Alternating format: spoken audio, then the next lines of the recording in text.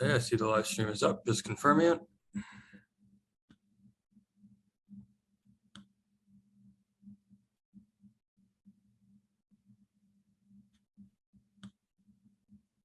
We do look good. We're just in gallery mode.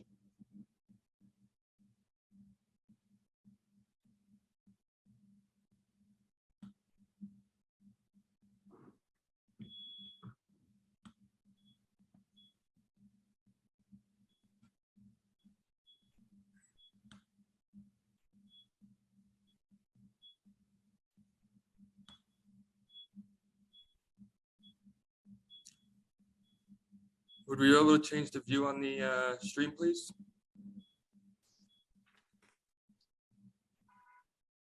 Okay, and at this time, will sergeants please start their recordings?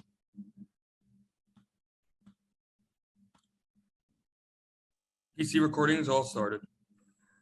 Recording to the cloud all set. Thank you, and good morning, and welcome to today's remote New York City Council hearing of the Committee on Public Safety. At this time, would all council members and staff please turn on their video?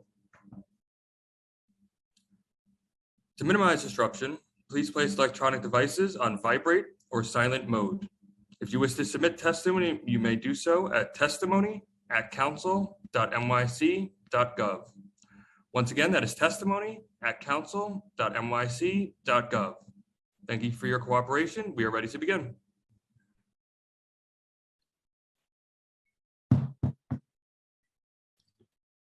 Good morning.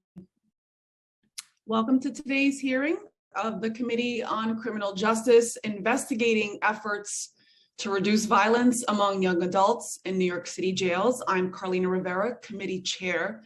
Thank you for joining us. Last week, this committee held its fiscal year 2023 preliminary budget hearing, during which we spoke at length about the soaring rates of violence and use of force at Rikers Island.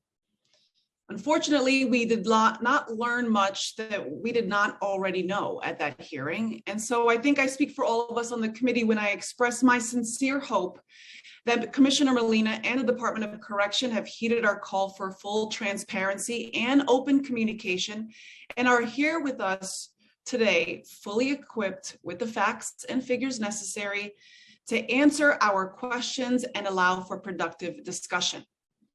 The young adults in the department's custody are supposed to be provided with additional attention and resources to address the unique needs specific to their age group. As I expect we will hear throughout testimony shared today, that is not true at present. And let us not fail to mention, we're referring to 18 to 21-year-olds. And in most scenarios, if the majority discussed were not Black, brown, poor immigrant New Yorkers, we would likely just be calling them kids. I realize this issue is complicated and ultimately tragic, and I hope we can hear real updates today. Last month, there were 474 young adults incarcerated at Rikers Island, with the majority housed at the RNDC Center, the Robert N. Dvorin Center, a facility which evidence shows has been mired in violence and disorder. Nearly every key indicator of violence is up among young adults, including fights, use of force, and assault. In the first half of last year, the rate of rights for young adults in RNDC was significantly higher than that of adults in the same facility. That would be the rate of violence and use of force. And RNDC alone accounted for 19% of the number of fights in custody system-wide in the same 6 months.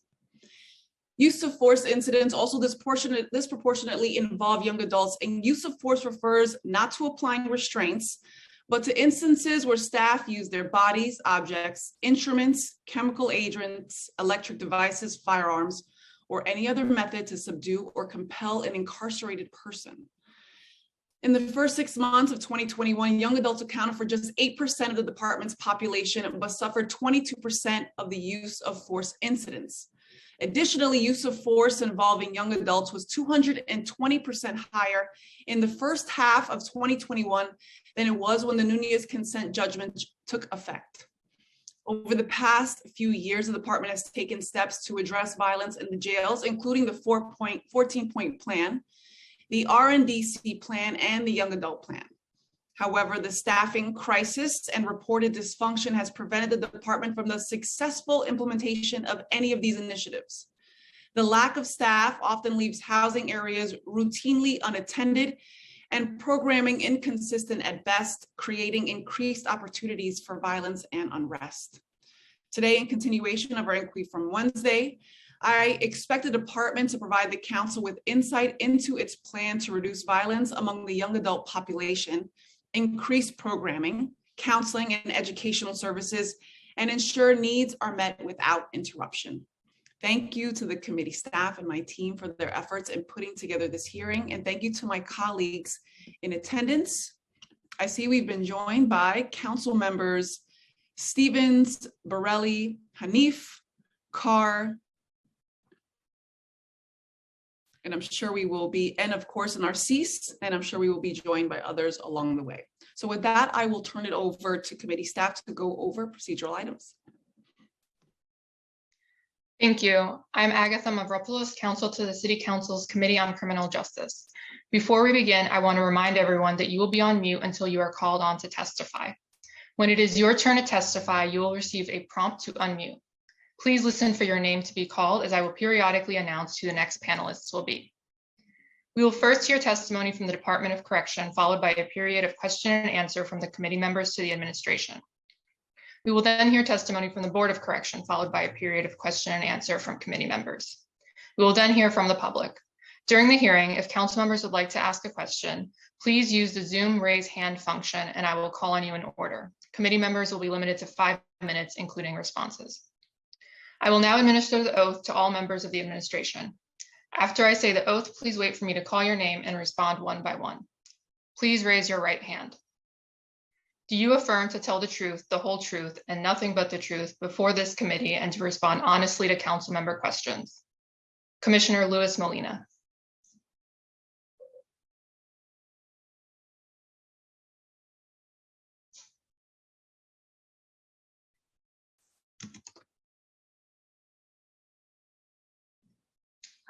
Department of Correction, we sent an unmute request, but you're still on mute. You have to accept the request to unmute.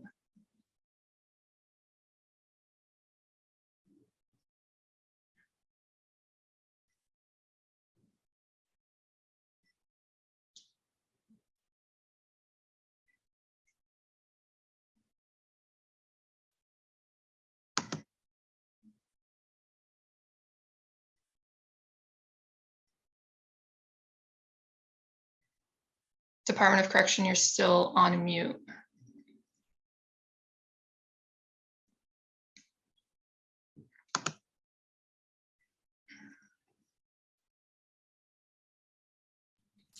It looks like they just dropped off.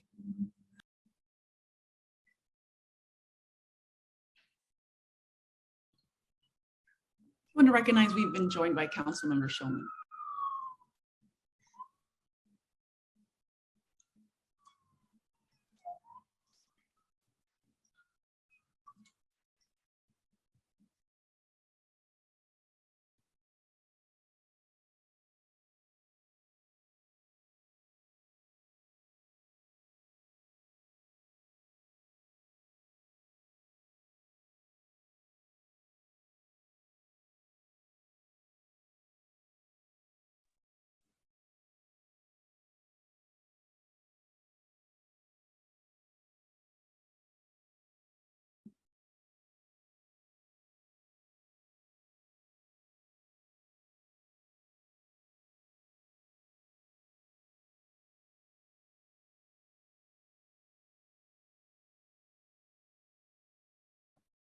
Since it's absolutely critical, we hear from the Department of Correction on these alarming rates. We're going to give them a few minutes to log back in. Thank you, everyone, for your patience.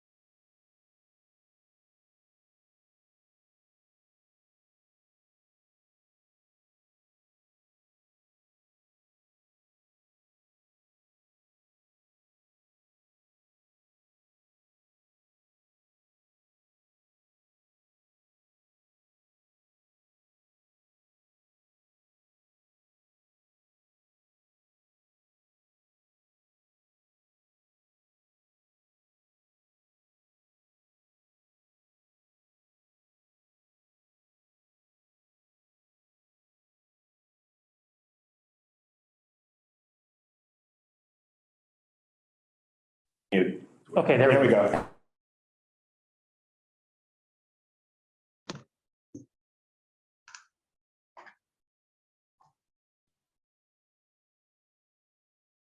To the folks at Department of Corrections, should we have, we have to swear you in? Can they hear you? Can you hear us? Yes. We can hear you. I'm gonna let committee Okay, counsel great. take over Thank you. for the moment. Thank you. Okay, I will now administer the oath to all members of the administration. After I say the oath, please wait for me to call your name and respond one by one. Please raise your right hand. Do you affirm to tell the truth, the whole truth, and nothing but the truth before these committees and to respond honestly to council member questions? Commissioner Louis Molina. Yes. Chief of Department Kenneth Stukes. Yes. Chief of Staff Kat Thompson. Yep. Deputy Commissioner for Programs and Community Partnerships Francis Torres. Yes. Deputy Commissioner for Legal Matters Asim Rahman. Yes. Executive Director of Counseling and Social Services Nell McCarty. Yes. Assistant Chief of Administration Sherry Rembert. Yes. Thank you. We will now proceed with testimony from the administration. Commissioner Molina, you may begin when ready. Good morning. Apologize for the technical difficulties we had. Good morning, Chair Rivera and members of the Committee on Criminal Justice. I'm Louis Molina, the Commissioner of the Department of Correction. I'm joined today by the Chief of Department, Kenneth Stukes, Assistant Chief of Administration, Sherry Rembert, Chief of Staff, Kat Thompson, Deputy Commissioner for Programs and Community Partnerships, Francis Torres, Deputy Commissioner for Legal Matters, Asim Rahman, and Executive Director of Counseling and Social Services, Nell McCarty. I thank you all for this opportunity to discuss the plans that are underway to support our emerging adult population and the staff who work with them. Young adults in our custody often present us with both our greatest challenges and our greatest opportunities. It is widely known that the violence rates at the Robert N. Daverin Center, also known as RNDC, where a majority of our young people are housed, are consistently the highest in the department. The rates of assault on staff among young adults are over 2 times higher than those department-wide. Use of force rates are nearly 3 times higher, and rates of slashings and stabbings among young adults are over 3 times higher than those department-wide. This is not a trend that is unique to our system. Young adults who are classified in the Board of Correction minimum standards as being 18 through 21 have age-specific developmental considerations, risks, and needs. They must be treated as a unique population, both in how we manage their responses to conflict and potential for violence, and in how we approach programs and services. Research has shown that the developmental differences and needs of young adults can result in poor reasoning skills, impulsiveness, sensation-seeking behavior, disregard for long-term consequences, and higher risk-taking propensities. Research also tells us that education, workforce development, mentorship opportunities, and therapeutic programs targeted at behavioral modification carry a weighted impact for incarcerated young adults. We also know that the staff who are trained in cognitive behavioral interventions and have competencies in young adult culture can positively influence young adult rehabilitation. We cannot and will not tolerate these levels of violence among our young adults and should not normalize people being assaulted for simply doing their jobs. As I stated in my previous testimony before the members of the council, under my leadership, the policies and operational decisions-making of this department will be guided by data and research. And the research is clear. Young adults are a distinct population that must be approached with heightened violence prevention measures, supported by targeted programming and specially trained staff. With these principles in mind, I have implemented a strategic plan to reduce violence at RNDC, which I'd like to detail for you today. At the end of February, a violence reduction plan went into effect for RNDC that will address the heightened levels of violence in this facility, because we know that many of the issues at this facility and others are longstanding and complex. The plan is multi-pronged, and uniform and non-uniform staff are working together at all levels in lockstep to present a unified vanguard of reform. This plan outlines changes to housing policies, improvements of staff supervision, and enhanced programming and services to provide critical opportunities for behavioral change and growth for emerging adults. The monitor himself noted in his most recent report that the plan includes steps in the right direction to improve the level of safety at RNDC. The RNDC plan includes a rebalancing of housing areas to ensure that no gang has an advantage over our staff or any other incarcerated individuals. We anticipate an uptick in violence and disruptive behaviors as young adults are being rehoused to test our commitment to this new housing strategy, but we'll be holding firm. Resistance is a natural part of change, and we have put measures in place to provide enhanced support for both our staff and young people as they go through this transition. We've stepped up our search operations to reduce contraband in these housing areas and throughout the facility that may lead to serious violent incidences and injuries. Prior to any housing movement, sweeps were conducted to ensure that any ailing infrastructure items were removed so that the weapons cannot be created. Searches of non-school housing areas have been conducted to recover contraband prior to housing transfers to limit the potential for violence in the new housing areas during this critical time of transition and adjustment. The plan also increases to the staffing levels in those units so that we can limit the potential for violence and respond quickly and appropriately if violence does occur. That staff will be closely supervised by facility leadership. Failures of duty will not be tolerated. Staff have been provided with clear expectations that will be upheld through guidance from facility leadership and, when necessary, corrective or disciplinary intervention. I believe that this shift towards best correctional practices in housing policy and improved supervision bring us a long way. But I recognize that in order for behavioral change to be sustainable, we cannot just close the door on unwanted behaviors. We also have to open the door to new, more positively adaptive ones. One of the first things I did when I came into this role was evaluate policies related to program providers to remove barriers that were preventing people with the lived experience from coming into our facilities and engaging with our young population. This has increased our ability to utilize passionate staff and contract providers who look like the people who we have in our custody, come from the communities, and have many shared experiences and wisdoms to offer. Before the RNDC plan was issued, we increased the number of credible messengers and staff who are trained to meaningfully work with this population to disrupt existing patterns of violence. We've also expanded our partnership with faith-based organizations to help young people foster a deeper connection to their faith and their values. These providers, coupled with the DOC program counselors who have received training in restorative justice, behavioral therapy, relationship building, and more, will champion our young adults as they unlearn violent responses to conflict and stabilize in this new housing model. I stated previously that I'm a huge proponent of increased educational access within our jails. Education is a gift to our entire society because it is the single factor that's proven to significantly reduce recidivism and improve outcomes. In addition to our rebalancing efforts, we have opened several school housing areas for cohorts of young adults who are interested in attending school so that they can live with like-minded peers who are focused on academic achievement. Individuals living in these housing areas are expected to attend school daily and are provided with school uniforms and specialized incentives to create a sense of normalcy and maintain peer-supported motivation for success. We are working on the computerization of the GED exam at our school sites so that students can take the exam online and receive their score in minutes. Enrolled students will be issued with laptops to access specific sites that will aid in their educational endeavors. I have also stated that making decisions based on data and research is a paramount to me.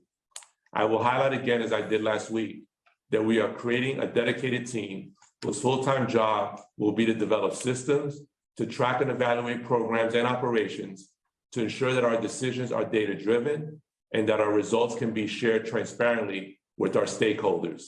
This incoming management analysis and planning team will evaluate our progress with data and make adjustments where needed.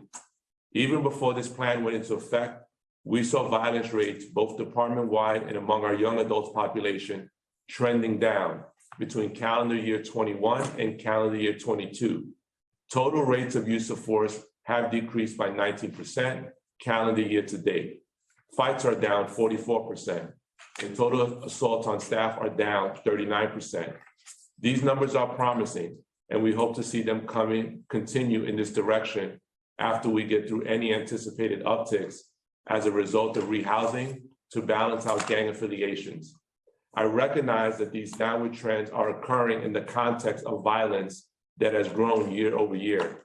So a decrease is certainly not bringing us to the baseline we want to achieve, but progress is progress and improvement is good, and we cannot dismiss that.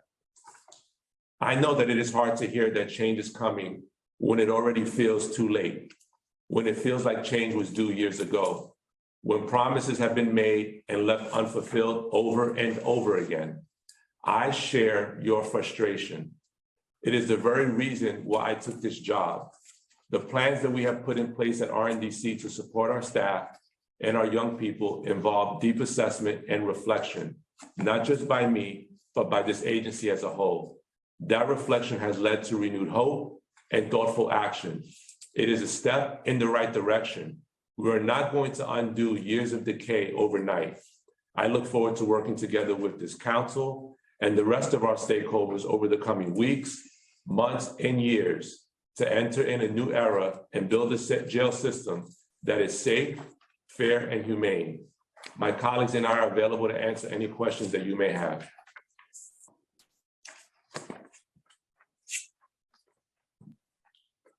Thank you so much. I appreciate your testimony and for being here.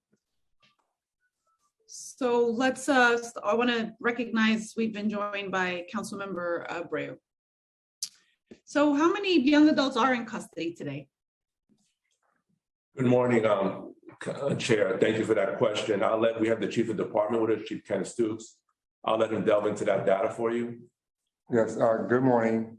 As for our 5 a.m. census this morning, our young adult census is 511. So it's gone up since February. It's increased. Is that correct? Yes, that's correct, ma'am. How many young adults are currently in commingled housing areas? Chief Stooks. As per our 5 a.m. census this morning, we have a total of 82 young adults in commingled units, with the larger portion of our commingled population in the Eric M. Taylor Center undergoing the new admission processing and COVID risk screening. Can you describe what that is exactly and what they're doing there? Once a person is remanded into DOC custody by the court, they undergo a new admissions processing, which is done at the Eric M. Taylor Center. We begin to process all our new admissions at one facility. During that new admission processing, persons are quarantined at Eric M. Taylor for a period of 10 days, which is guided by CHS. After the person has received a rapid test and they are negative for COVID, then the department gets clearance to overload those persons into our normal operating facilities. Do you know what's the current turnaround test to get the turnaround time to get those results? I don't want to misspeak. I would defer to CHS to provide guidance regarding turnaround testing times. What we can do, Chair Rivera, is get with our CHS partners and follow up with you regarding the average testing time to get those results to you. Okay, I appreciate that. So which facilities have commingled housing units? Chief. Good morning. Facilities that have, just let me provide some clarity regarding commingling. Just give me a second. I'll be here. Thank you. Per the variance for minimum standards, the department is admitted to commingle young adults with people in custody over the age of 21 in new admission quarantine housing, as I've stated, the Rosem Singer Center, and in other limited circumstances. All young adults who are commingled continue to have access to DOC educational services, one-on-one and group counseling, robust evidence-based programming options, and reentry support in their commingled housing assignments. Young adults who meet the criteria for commingling represent a significant minority of the department's young adult population. Recent housing data March Young Adult Progress Report shows 80% of our young adult population is housed in young adult housing only. However, when excluding the 2% of young adults commingled in specialized mental health or other specialized housing units, the 12% of young adults housed in commingled new admission housing as a component of the COVID-19 screening strategy. The 4% of female young adults housed at Rose Singer, as well as the 1% of young adults commingled in ESH housing. One finds that over 95% of the remaining young adults population is housed in young adult only housing and is not commingled.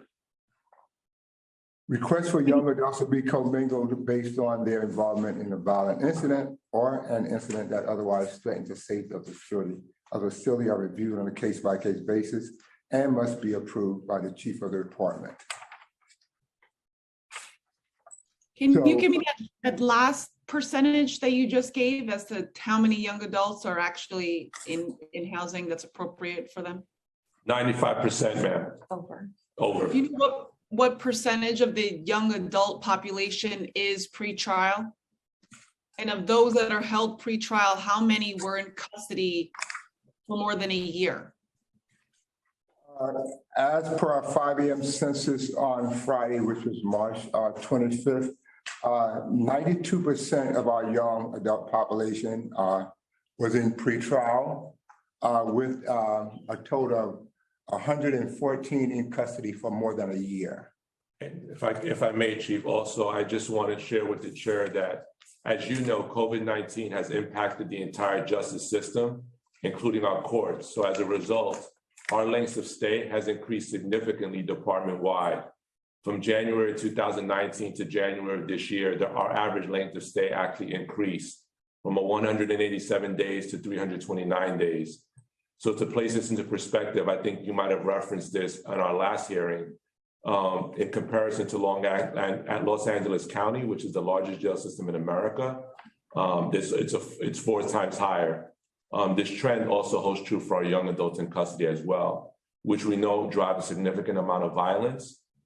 Chief Stutz, can you share just not only the census, but the length of stay in some of our, for our department-wide population?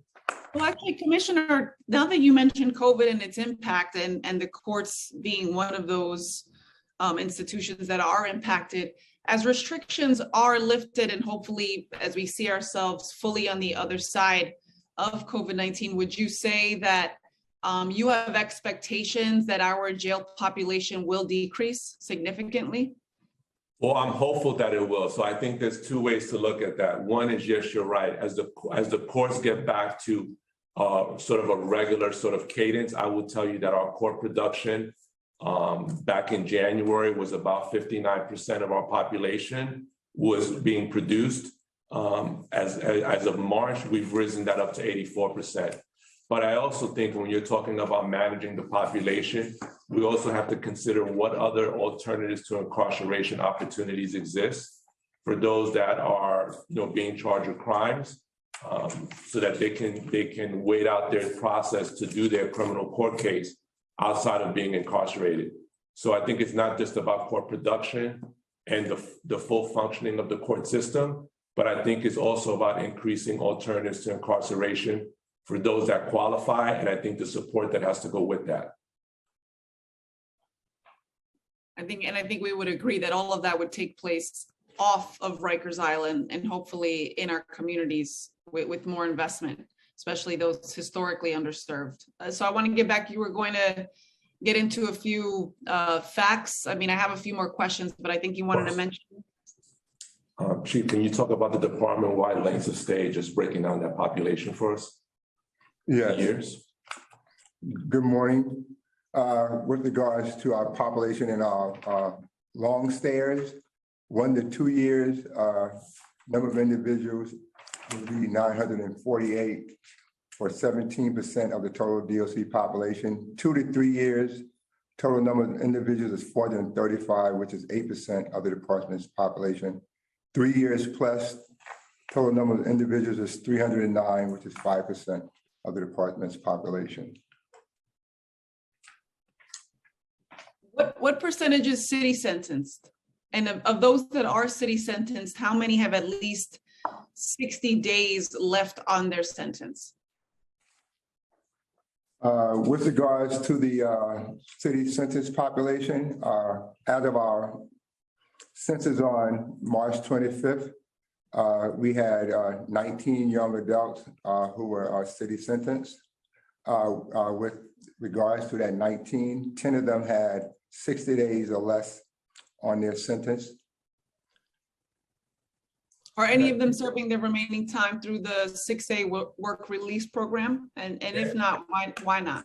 And I'd like DC Torres, our Deputy Commissioner for Programs and Community Partnerships, to just add some more context to that, as well as 6A. Good morning, Madam morning. Chair. There are 2 emergent adults who could be considered for release to the 6A program.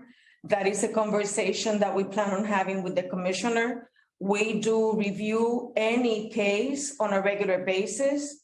We should share with you that during the height of the pandemic, when we released 313 persons in custody to the program between March 21st, 2020 and April 1st, 2020, 15 of them were emergent adults at the time of release. So how many have been released through the 6A? How many city sentenced young adults are eligible for the 6A work release program? At this time, 2 of them, ma'am. How many have any been released through the 6A work release program in the last 2 months? None have qualified, ma'am. So violence indicators for young adults are very high compared to adults. The rate of fights in the first half of 2021 is indicative of this. What are the root causes of violence among young people in custody, in your opinion? I think, Madam Chair, violent rates, as you said, among young adult population are generally higher than those department-wide. From January to February, we had an average rate of roughly 86 use of force incidents per 1,000 people in custody, which includes our young adult population. Whereas our young adults alone average roughly 253 incidents per 1,000 young adults in custody. Our assaults on staff show similar trends with an average rate of 11 incidents department-wide and 23 among young adults. On average, our rates of stabbing, slashings are over 3 times higher for young adults, department-wide in calendar year 22. Similar to department-wide trends, violence indicators among young adults have been trending downward calendar year to date. As I previously stated in my testimony, the use of force is down with that population by 19%, and rates of assaults on staff are also down 39% calendar year to date. As I stated in my testimony, as I'm sure many of you know, young adults are developmentally different than adults. They're more prone to impulsivity and risk-seeking behaviors with low regard for long-term consequences. These factors contribute to higher rates of violence among young adults and a need for specially trained staff and programs and services that meet their developmental needs. That's why the RNDC has been the focus of my attention since coming on as commissioner, and why I laid out a special plan targeted to RNDC. This plan includes balancing out gang housing, which we started at RNDC before other facilities, because of the greater need that has been demonstrated by their higher rates of violence. As we've rebalanced these houses, we've increased searches to remove contraband from housing areas and directly from young adults in custody. While these houses are transitioning, we're going to have officers assigned to support a high level of supervision and response. We should expect an initial uptick in violence and subsequent uses of force as everyone adjusts. Any use of force must still be appropriate and proportional, and any inappropriate force will be documented and corrective action will be pursued if warranted. We know that using force can't be and isn't the only response to violence. One of my first acts when I came into this position was to revise our policies regarding how we could enter our facilities to providers to help people in custody, as I saw that the criminal history criteria was limiting individuals with lived experiences in the criminal justice system from engaging with our young people. This has allowed us to expand our Credible Messenger program so young adults can engage with people who have faced similar difficult situations and learn different responses to conflict.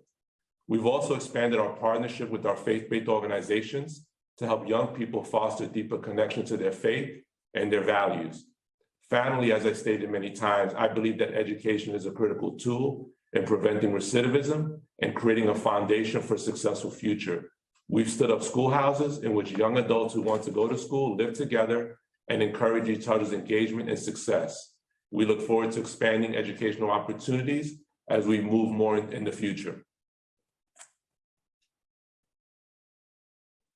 Thank you. And we've been joined by a council member, Ressler. So you're saying one of the solutions you think, or something that you think you'll need to do to address this issue, is a need for specially trained staff. What kind of training is transpiring now? You have plans to significantly change that?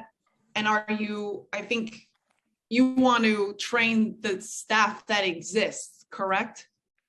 That is correct, ma'am. And we are also recruiting for staff to help engage with that population, because I think one piece of it, and I'll let Deputy Commissioner Torres and possibly Executive Director McCarty expand on this, but I think having our credible messengers who can come in as violence interrupter was really, really critical to that, because many of these individuals have similar and alike lived experiences as the young men, and they can identify with their journey so that they're not responding in a violent way. That being said, it is important that we have staff trained specifically to manage and deal with the challenges of this young adult population. DC Torres. Thank you, Commissioner. Chair Rivera, I would like to share with you how it is that our department has been involved in special training sessions since 2015. In fact, there are 3 ways in which we go about training.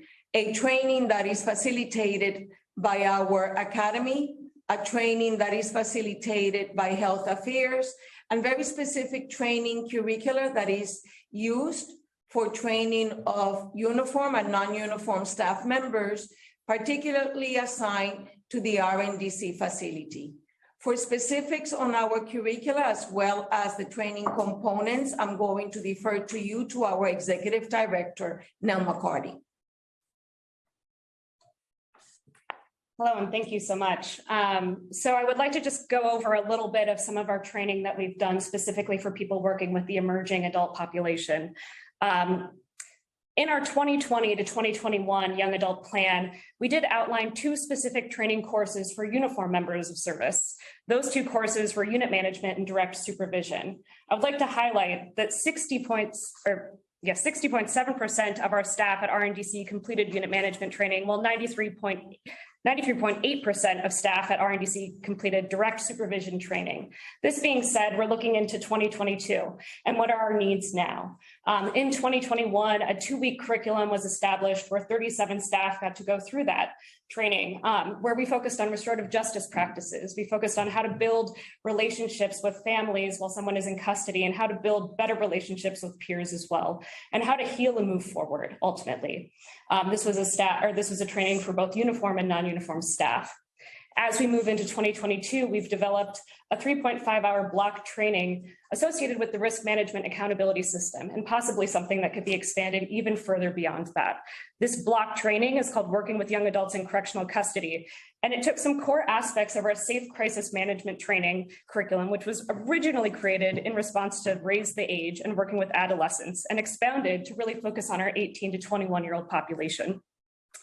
This curriculum zones in on developmental needs of emerging adults, the impact of trauma and incarceration on an emerging adult's psychological development, and teaches person-centered strategies for identifying and responding to behaviors of concern. Throughout the RMAS training series, our uniformed staff also attend courses on procedural justice and mental health awareness, just to mention a few. To date, a total of 199 staff, approximately 170 uniform and 29 non-uniform staff have completed RMAS training where this course is taught. Thank you for that. I appreciate it. I just want to, we'll get into staffing in a little bit in terms of officers versus civilians and how appropriate that is, but I thank you for the programming update. I do know that you also mentioned that there's going to be a dedicated team to track and evaluate programs. Does that team not exist already? And how would you describe then the role of the Board of Corrections? So I think one is, as you have pointed out before, right, like we have to be able to share with you sort of what our challenges are. But we also have to be able to assess and collect the right appropriate data in order to do the appropriate research and proper evaluations of the effectiveness of many of the initiatives that we're doing. So one of the things that we've developed is we are developing an Office of Management Analysis and Planning. It's going to be led by a deputy commissioner, where there are going to be several business units under that are being developed in order to do this work and develop these program evaluations. And it's not just the effectiveness of programming, it's also the effectiveness of operational strategies, the effectiveness of how we manage our staff deployment, and all of those things. And that unit development is underway now. And I would hope that the work of that unit is work that we would share with our critical partners and stakeholders. That would also be our partners in the Board of Corrections, with your committee as well. We all need to be, I think, looking at the same information so that we can work together thinking about what are the solutions going forward. Well, yes, we're here to certainly work with you. As long as, you know, there is transparency and of course accountability is a priority, we want to make sure that we're helpful when necessary. So I know you've seen some news articles and the Nunez reports. Those are replete with stories of disorder and chaos at RNDC caused in part by security lapses. And for example, uniformed staff failing to properly secure cells and young people being placed in inoperable cells that should be taken offline. And just yesterday, the New York Daily News reported that on February 20th, 19-year-old Marquise Thomas experienced a life-threatening assault after being moved without clear explanation from his unit at the RDNC to another unit. Unfortunately, the systems that intended to keep Marquise safe failed, and there were no COs present to prevent or stop the assault. So what steps is the department taking to address kind of these basic security failures, and where security failures are the result of uniformed staff action or inaction? What is the department doing to hold them accountable, including those that supervise them? Thank you, Madam Chair. I think first to respond to the incident that you're referencing that was in the news, I just want to say that incident is currently under investigation, so I cannot elaborate about that incident specifically. But I also think that it's important to put into context that the Special Monitor report is about a time when this department had significant staffing shortages and the contract service providers were not entering our facilities. So this report is generally commenting on a period of time when COVID was surging and we had many problems that were exacerbated as a result. Specific to just staff accountability in general, what I'll tell you is that since I've been here, I myself have signed 465 disciplinary cases. In many of those disciplinary determinations, there were people that were suspended. There were people that were provided an opportunity to irrevocably submit their resignation or retirement. And in some cases, we had termination. So I've talked about accountability being something that I take very seriously. I myself also want to be held accountable. So I have been keeping people accountable to make sure that we have a timely and meaningful disciplinary process that is appropriate to have behavioral change in our staff when they don't meet our expectations. So just to clarify, you saying that you yourself have reviewed 465 disciplinary cases in your tenure at the department? as In my, commissioner? in my 2.5 months here, ma'am, I've closed out 465 disciplinary cases. And in some of those instances, I was addressing issues of failure that went back to 2017. Understood. And I know that I want to ask a couple questions on that. I do see some of my colleagues have their hands up. So I'm just going to ask maybe a couple more questions and go to them.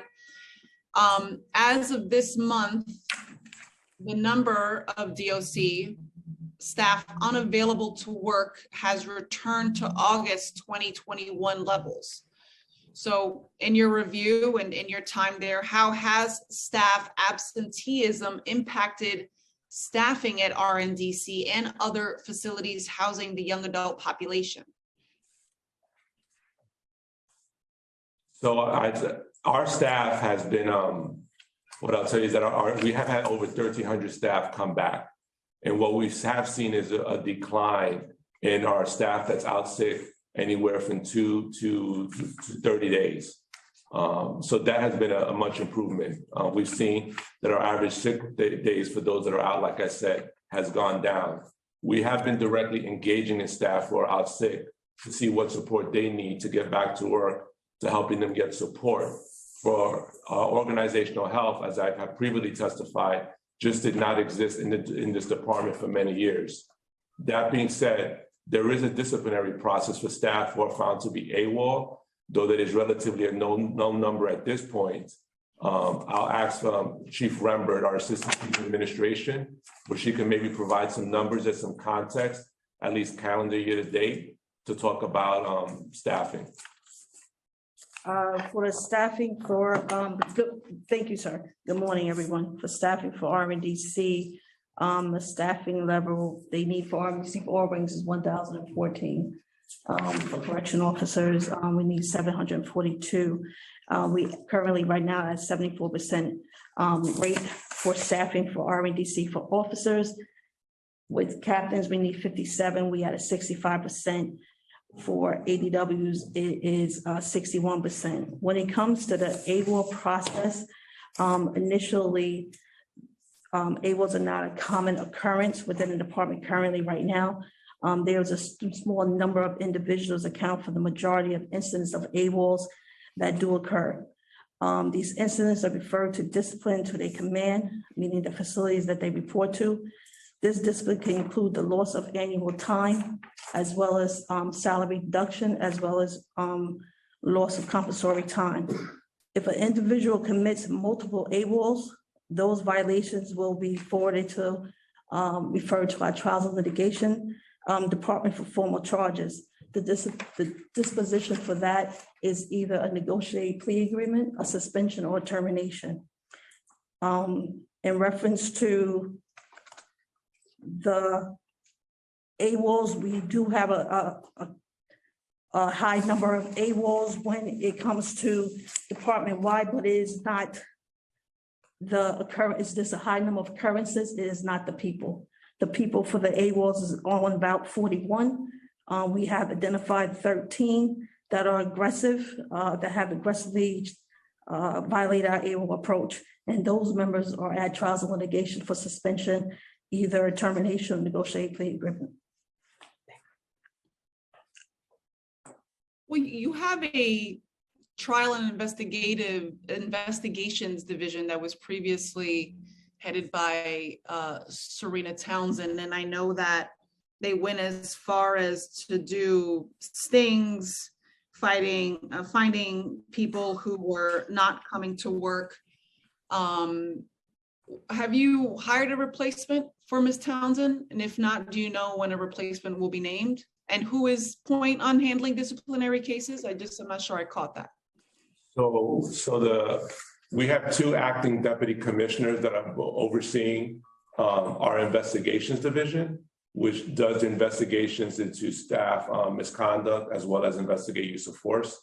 And we have an acting deputy commissioner of trials, and that department oversees what I'll say is the representing of the department in the enforcement of our due process disciplinary process for those that either need to go to oath, who are challenging the allegations against them, or also settling and negotiating plea agreements with these individuals that can range from a number of compensatory time days that are deduction to suspension, in some cases termination or irrevocable resignation or retirements. And from what I heard, even they were spread very thin. Do you think you need to hire more investigators? We are currently recruiting for investigators in the investigations division. We are also recruiting agency attorneys. I think our department is not immune to even the private and public sector of the challenges of recruiting qualified staff, especially after the effects of the pandemic. But we are actively recruiting for positions in those respective divisions. Understood. I have a few more questions, but I'm going to turn it over to my colleagues who I see have their hand up, and I know we're going to be calling on them in the order in which they raised their hand. Committee counsel. Thank you. I will now call on council members in the order they have used the Zoom raise hand function. If you'd like to ask a question and you have not yet used the Zoom raise hand function, please do so now. Council members, please keep your questions to 5 minutes. The Sergeant at Arms will keep a timer and will let you know when your time is up. You should begin once I have called on you and the Sergeant has announced that you may begin. First, you will hear from Councilmember Borelli, followed by Councilmember Narcisse. Time starts now. Hi, Commissioner. Thank you. I want to talk about staffing, but I first want to talk about some of the physical problems with the buildings. I visited Rikers late last year on an unannounced visit and saw the extent of the problem in Otis Bantam and other buildings. I want to ask you, though, about a project that began in 2013, and I'm asking really for a history lesson, a public history lesson. In 2013, in December, the department broke ground on a $594 million new jail with 1,500 beds and a 225-bed infirmary. It was going to be an admissions jail, given the time spent on Rikers is quite short for the majority of people that get there. Do you know what happened to this jail over the de Blasio administration? Thank you for your question, sir. I'd have to get back to you with a much more detailed reasons of why that project never moved forward. I was not here in 2013, so all of that predates me. Unless Chief Stooks, you have anything to add? No, I don't, sir. No. But to be clear, it was started in the final month of the Bloomberg administration. The ribbon cutting, the groundbreaking actually happened. And then at some point during the de Blasio administration, the money was pushed forward into closing Rikers. And to your knowledge, there's no construction on a jail right now. There is no construction on Rikers Island for any new facility currently, no, sir. Okay. In your opinion, though, if this jail had opened by its completion date, would there be a safer way and a cleaner way and a safer for correction officers facility as opposed to what we were using in Otis Bantam and elsewhere? I can answer it this way, sir. I think it without me having looked at the plans and the layout of the facility that was proposed, I can tell you that clearly our aging infrastructure that currently exists today would have obviously benefited if we had a newer facility on the island where we could have moved away from using infrastructure, from using facilities, for example, that don't even have functioning air conditioning. So I think from that perspective, I think that would have been an improvement when you're comparing a new facility to an older facility. But I think facility is just one component to safety. I think that we also have to think about the investment in our human capital, our staff. And historically, this department has not really invested in its staff and in professional development. And I think that also speaks to part of the things that we need to work on in order to improve operations of the department.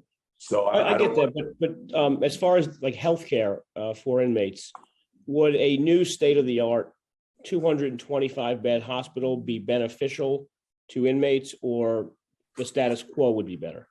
Yeah, I think that would be beneficial. I think I would also like to defer to CHS because they're medical experts. But I also want to just share with you, sir, that, with our borough-based jails plans, we also have these outpost therapeutic facilities that we'll also be setting up throughout the city, which are also going to not only be staffed by correctional officers, but be able to provide more faster and available care for those that need mental health services. So I think that's a good way in the right direction. But of course, expanding access to healthcare is a value to any correctional setting. But I think we also need access to healthcare in our communities. Right, and I just want to go back to the new jail because in the department's press release, it says, drawing on evidence-based practice, the facility would provide a central point of admissions and intake for most male adult inmates. This will allow for consistent, accurate evaluation of incoming inmates' risk of recidivism and need for services such as mental health, substance abuse treatment, et cetera. That has to be a better scenario than we have today. Well, what I will tell you, sir, is that, and I have to defer some of this to CHS, is we do have that going on at EMTC. Our CHS partners are doing making evaluations for new admissions. It has been centralized to make sure that at the appropriate level of medical and mental health care and other issues related to healthcare are being addressed to the very vulnerable sick population that's coming into our custody. So Time expired. Just to be clear, time expired, but my only point was we allowed the advocates and the last administration to scrap a jail that by no uncertainty would have provided 1,500 people in our custody, human beings, a better, safer place to be housed while they're in Rikers Island.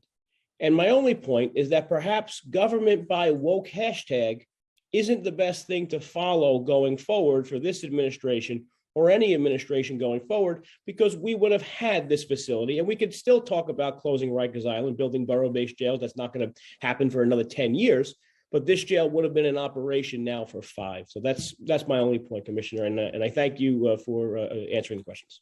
Thank you, sir. Thank you. Next, we'll hear from Councilmember Narcisse. Time starts now. Good morning. Thank you, Chair Rivera, for giving me the opportunity to speak here. And Commissioner, thank you, and all your staff and all our support staff that's helping us through, and it's Sergeant. So one of the questions I have, in jail, we know there's potential for violence, right? Are all areas of our jails surveilled by cameras, and is a DOC officer always monitoring these cameras? What is the response time to a young incarcerated individual in jail calling for assistance? How does young incarcerated individuals call for help? Thank you, ma'am, for your question. And we do have significant in the thousands of camera coverage throughout all of our facilities. I'll let Chief Stooks speak specifically to your security questions that you've just asked. Yes, good morning. Good morning. As it pertains to responding to incidents on housing units, the person in custody does not have any type of a technical solution to request assistance. The correction officer is their point of contact. However, when there are instances in housing units where the correction officer deems it necessary to request assistance, they may do so by the means of what we refer to as a PBA, which is a personal body alarm, via telephone or via portable radio transmissions.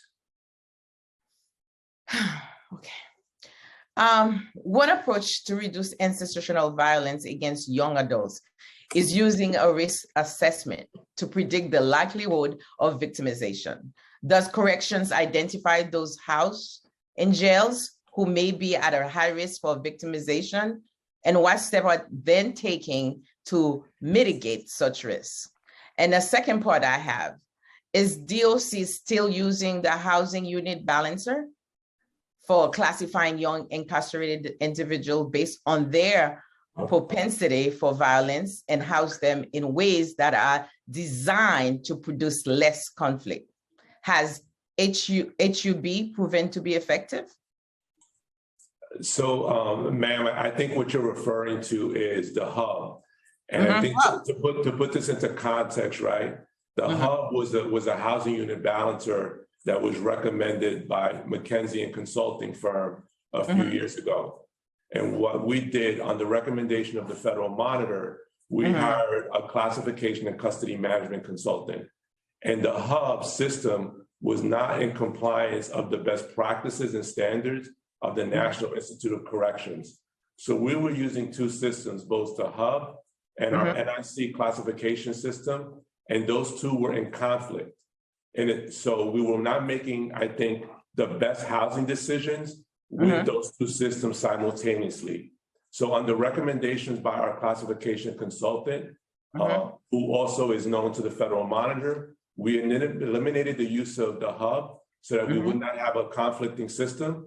And we are using our NIC-based system to make sure that we're properly security classifying individuals. Coupled with that, I think you have to remember that this hub, along with other issues, created a situation where individuals were being housed by their gang affiliation, which put our staff at a disadvantage. So what we've begun to do, starting with our young adult housing units, is rebalance these units so that individuals are not housed simply by their gang affiliation. And coupled with that, what I'll tell you is we've created school housing units so that those young people, kids that want to work together and want to go to school and lean on each other, we're able to support that cohort population. And we've seen really almost no incidences in those housing units because they're given the proper support. I thank you, and I'm gonna second my colleague Borelli that was talking about having a place where we can treat young folks like human if they need assistance. Because one of the things, and thank you to Chair Rivera that took me to Rikers, I realized a lot of young folks, they have mental health that need to be addressed. And thank you again, because I know you're new at the job, but you're doing your best, but continue pushing for treating those young folks as human and give them the support that they need. So I thank you for your time. I appreciate your time. And Thank you, ma'am. Thank you. Thank you. Seeing no other council member hands, we will return to the chair for additional questions before proceeding to the Board of Correction. Chair Rivera. Thank you to my council members for asking questions. Before we just jump into, you mentioned education and programming. Before we jump into that, just a quick follow-up from what we were discussing, pre-council member questions. Do you know how many people you've suspended for AWOL?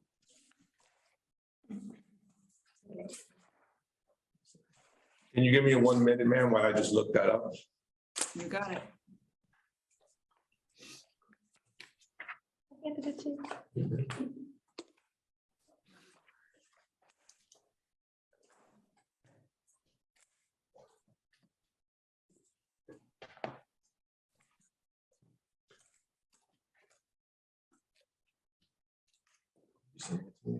No, put up suspensions.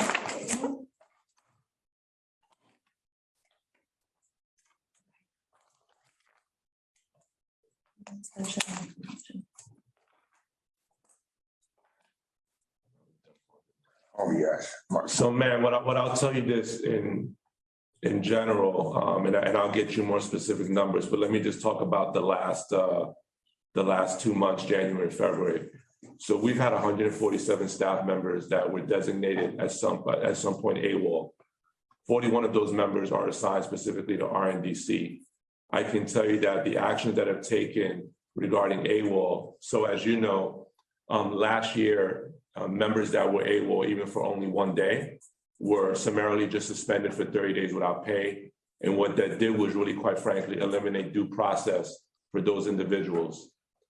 Prior to November 25th of 2021, that practice of automatic suspension was stopped by the previous administration.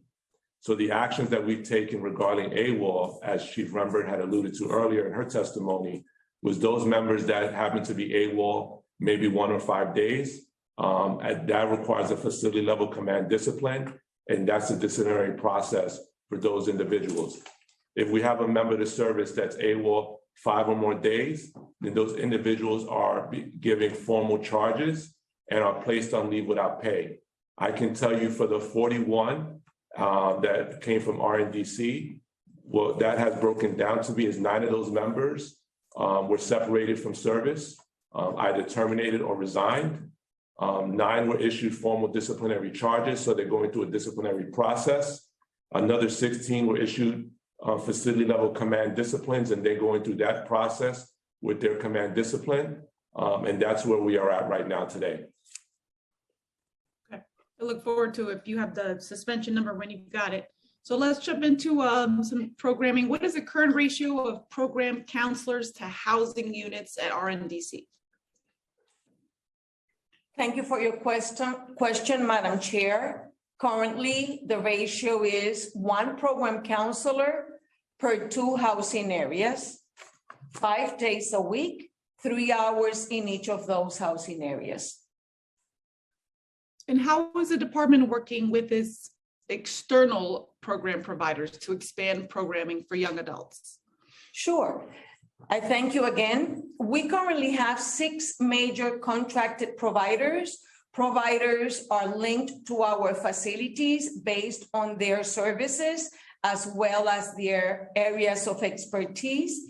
Presently at RNDC, we have 2 specific providers, 1 for adult population and 1 for our young adult population. The services provided by those major providers are also complemented by other significant providers who are hired or retained as part of a small purchase order, as well as volunteers. Are young adults in commingled housing receiving age-appropriate programming? And if not, why not? Absolutely, they are. We do have our staff assigned to commingled housing, ensuring that our young adults have access to evidence-based, age-appropriate curriculum. So how does the department inform young people of their eligibility for educational services? And does the department follow up if someone refuses educational services? Sure. Upon intake or admissions, any staff conducting the orientation is instructed to make sure that a young adult is provided a Form 3503B, which is the request for educational services. Now, Madam Chair, if I may, some of the kids who are coming into our custody during admissions are more worried about their processing than affirming or wanting educational services. And for that reason, anytime any 18 to 21 chooses to sign up for educational services, they have a right to be produced to the school floor.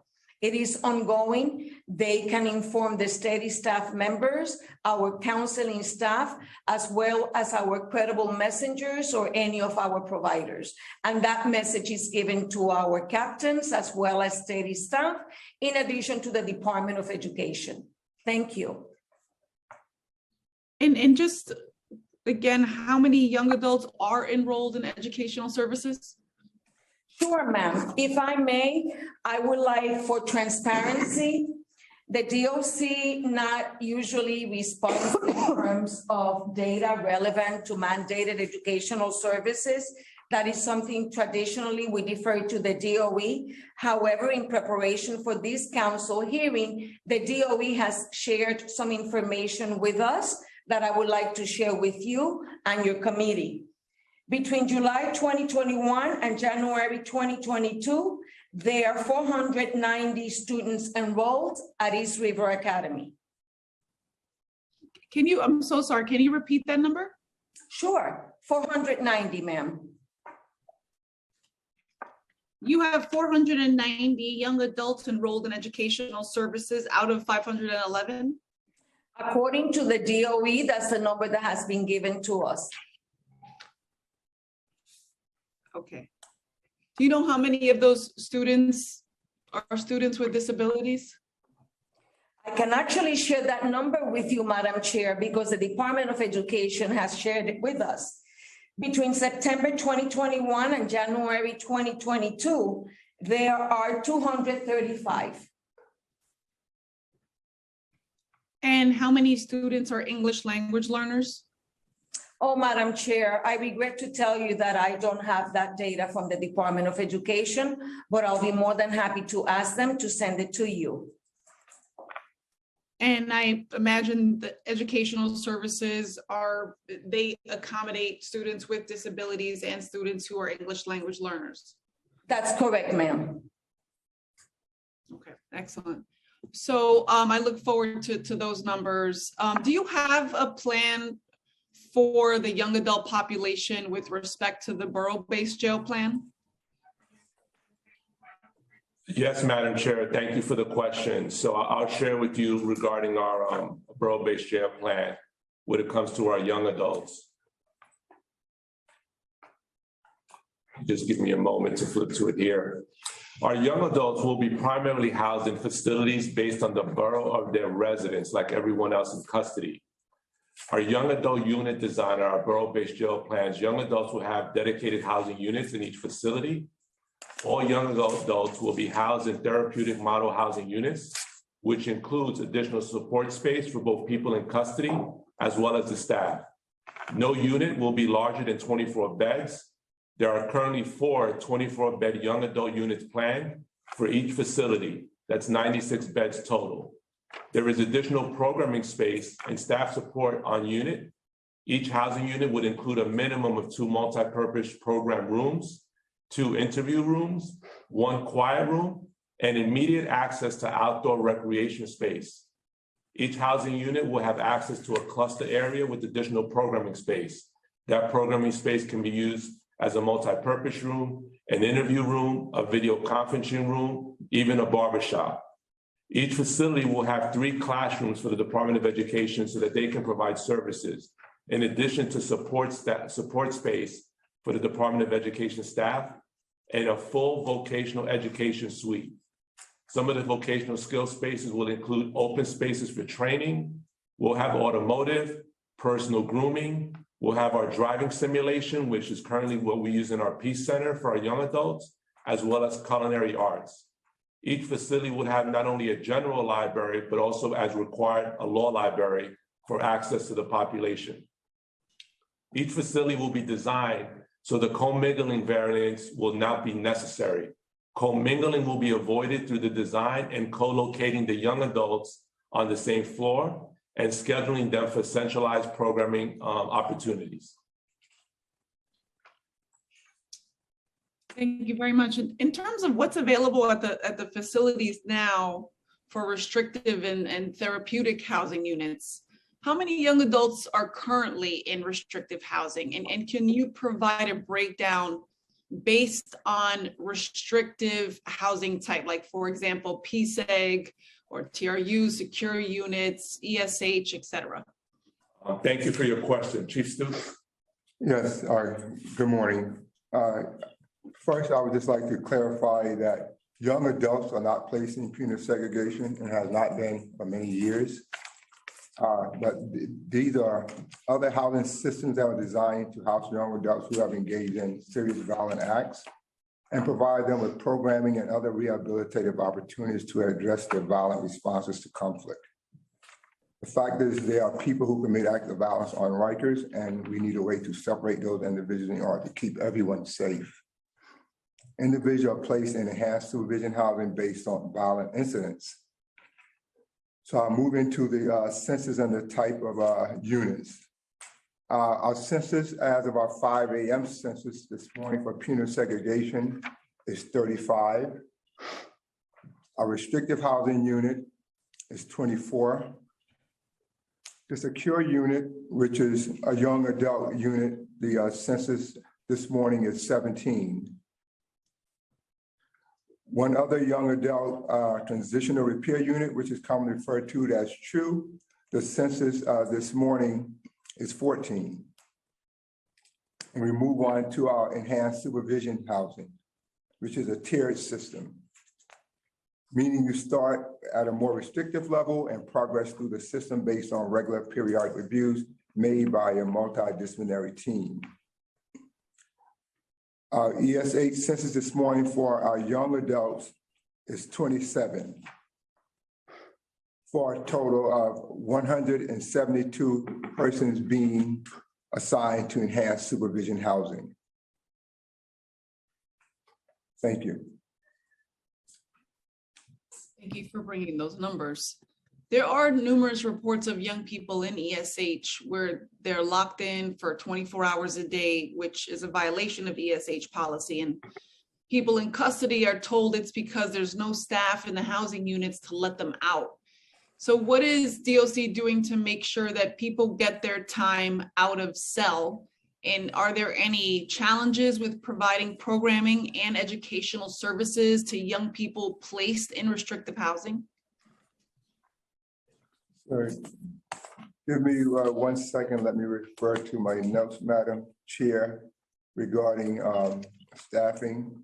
I will say that during the height of the pandemic, we did experience challenges with regards to staffing on our units. However, we have improved significantly with being able to provide services to the population in enhanced supervision housing, in addition to being able to provide them lockout times.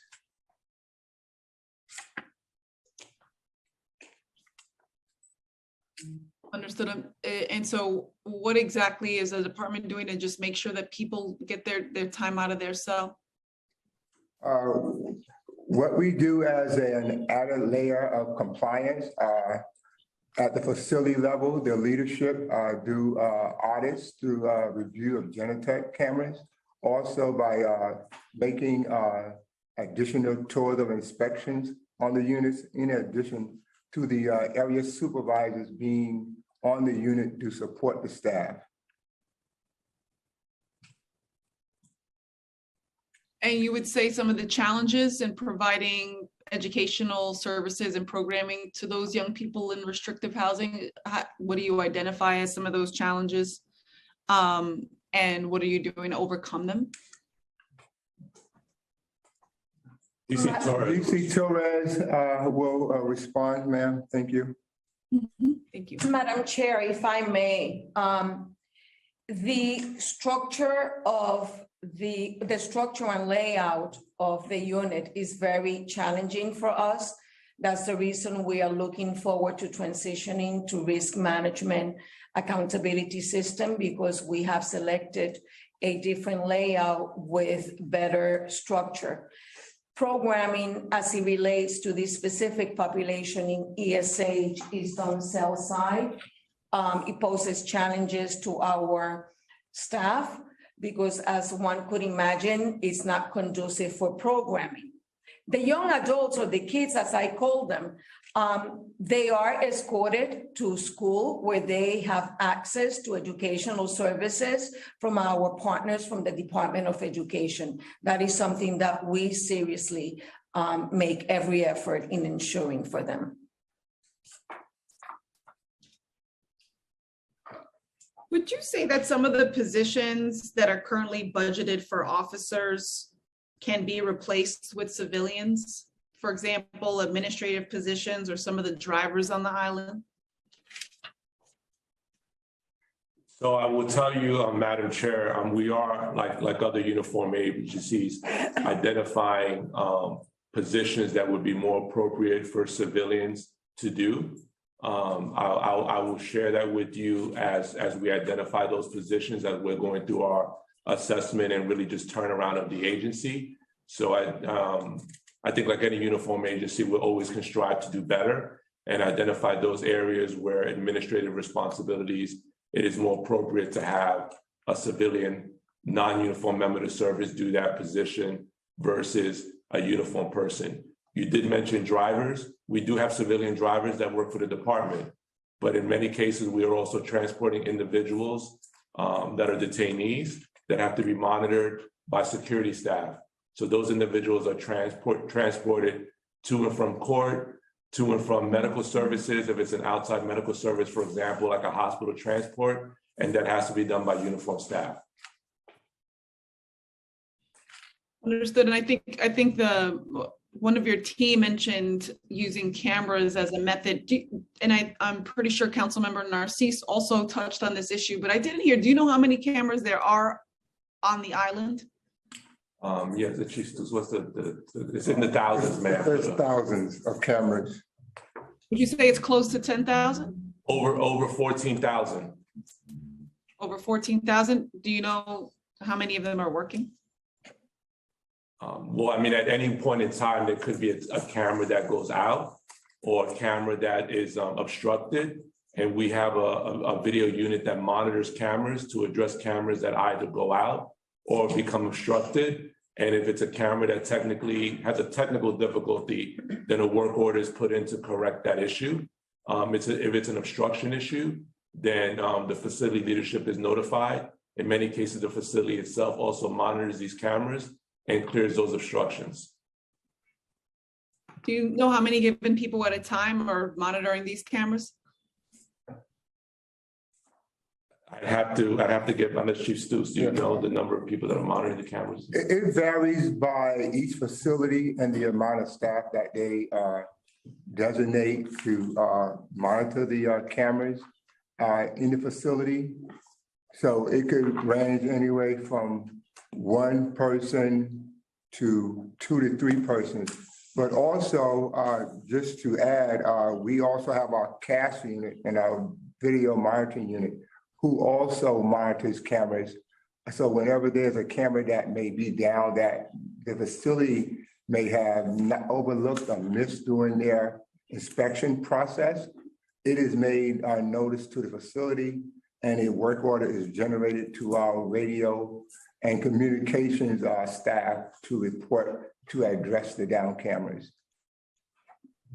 And I mean, I ask because, well, do you know what the average downtime is?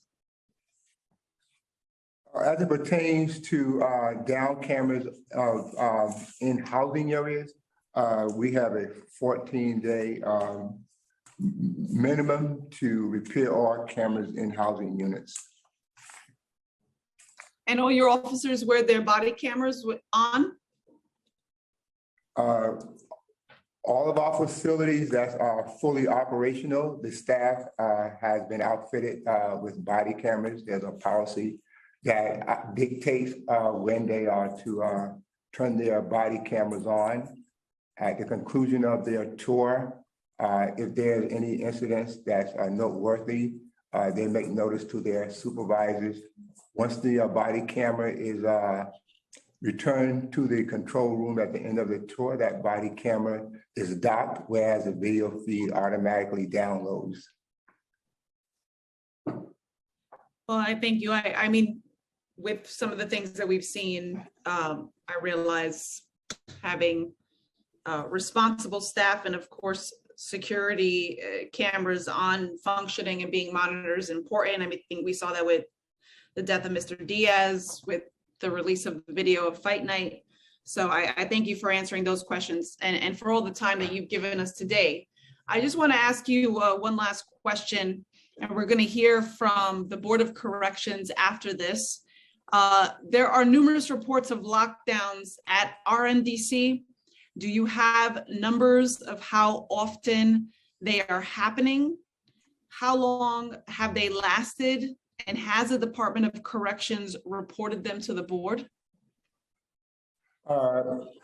Inconsistent with our policy, lockdowns may occur from 1 hour to 8 hours to 16 hours to 24 hours, whereas any lockdown, there is a notification through our central operations desk reporting mechanism. With regards to the board's rule, anytime a unit is locked down, which may exceed 24 hours, we make notification to the board. Okay, well, I'm sure we will hear from them, and I know that they have certainly some concerns, but also they have every intention of working with you all to improve conditions at Rikers. So I do want to thank you for your time today, last week and this week. I know there are some outstanding numbers that you'll be getting to us, and I look forward to that information and to meeting with you all shortly to discuss how we can work together and improve conditions. As we know, there is a humanitarian crisis unfolding at Rikers Island. It is affecting staff and the incarcerated alike. And I'm looking forward to your plan and solutions and their implementation. Thank you, Madam Chair, for the time. Thank you. Thank you for being here. Turn it over to committee counsel. Thank you. We will now turn to the Board of Correction. I will now administer the oath to the Board of Correction. After I say the oath, please wait for me to call your name and respond one by one. Please raise your right hand. Do you affirm to tell the truth, the whole truth, and nothing but the truth before this committee and to respond honestly to council member questions? Executive Director Amanda Masters. Yes, I do. Thank you. You may begin when ready. Thank you. Good morning, Chair Rivera and members of the Committee on Criminal Justice and Commissioner and his staff. I'm Amanda Masters. I'm the Executive Director of the New York City Board of Correction, the independent oversight agency for the city's jails. The topic for this oversight hearing is preventing violence among young adults in our jails. At this time, as you covered briefly earlier, young adults, but not exclusively young adults, are held at the RNDC, but they're also held at GRVC and the North Infirmary Command. Young adults are also being held at RMSC, West Facility, EMTC, AMKC, and the Bellevue Hospital. Furthermore, pursuant to a continuing mayoral order, a continuing emergency executive order from the mayor, based on the Department of Corrections staffing crisis, young adults are now also commingled in housing areas with adults, which is forbidden under the board's minimum standards. For that reason, I will speak more broadly today about preventing violence in our jail system. As you know, the Board of Corrections mandate under the New York City Charter is broad. We are to conduct evaluation of a departmental performance, as well as promulgate regulations governing the care, custody, correction, treatment, supervision, and discipline of all people held in our city jails. The board also has unfettered access under the charter to inspect and visit all facilities and inspect all books, records, documents, and papers of the department. The board's regulations cover the original minimum standards from many decades ago, as well as now access to healthcare, access to mental health care, prevention of sexual violence to people in custody, reporting, and the use of punitive segregation and other restrictive housing models. Despite this huge mandate, we are a very small agency with an inadequate budget of just over $3 million, a drop in the bucket compared to the massive Department of Correction budget that is now $2.6 billion and ever increasing, that we are charged with overseeing. Our staff on Rikers Island and in the jails are charged with touring the DOC facilities daily, speaking directly to people about conditions of custody. When we can be there, field staff observe problems and solve them on the spot, helping many people who live or work in the jails. These staff are key to enforcement of our regulations. Historically, we have never had enough staff to provide coverage throughout the facilities. I want to illustrate how exceptional our small staff is, though, and how much they sacrifice to do their jobs. Last week, one of our staff was touring a housing area and speaking to an officer inside the closed control vestibule between housing areas. A person in custody was able to walk out of his housing area and approach the door to the vestibule and barricade the staff inside. He threatened to hurt them. He used obscenities and racial slurs. This went on for some time until the person in custody walked away to return to his housing area. After the man walked away on his own accord, our staff quickly exited to safety. Later that day, we learned that the inmate used a weapon to slash another person in his housing area. When these jails are not safe, our staff are not safe either. Thankfully, our staff is okay, but their work is critical to overseeing the jails and preventing bad outcomes by enforcing our minimum standards, and we need to be able to keep them out there doing their work. The board needs more funding for field staff, and we would be happy to brief you on that at some other point in time. And now I'm going to talk about what we see as a key problem, which is the DOC staffing crisis and unstaffed posts.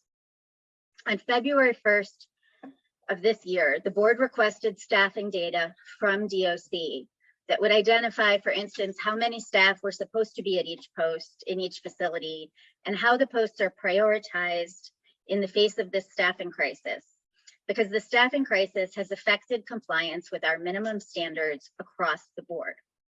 And because we need data to evaluate when the staffing crisis is over.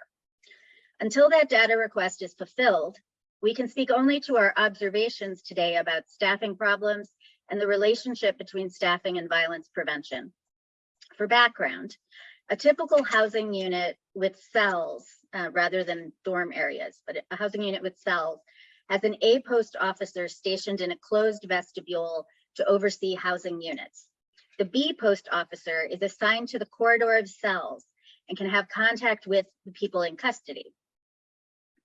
BOC staff observe that during the staffing crisis, B officers have been reduced and are sometimes unstaffed posts.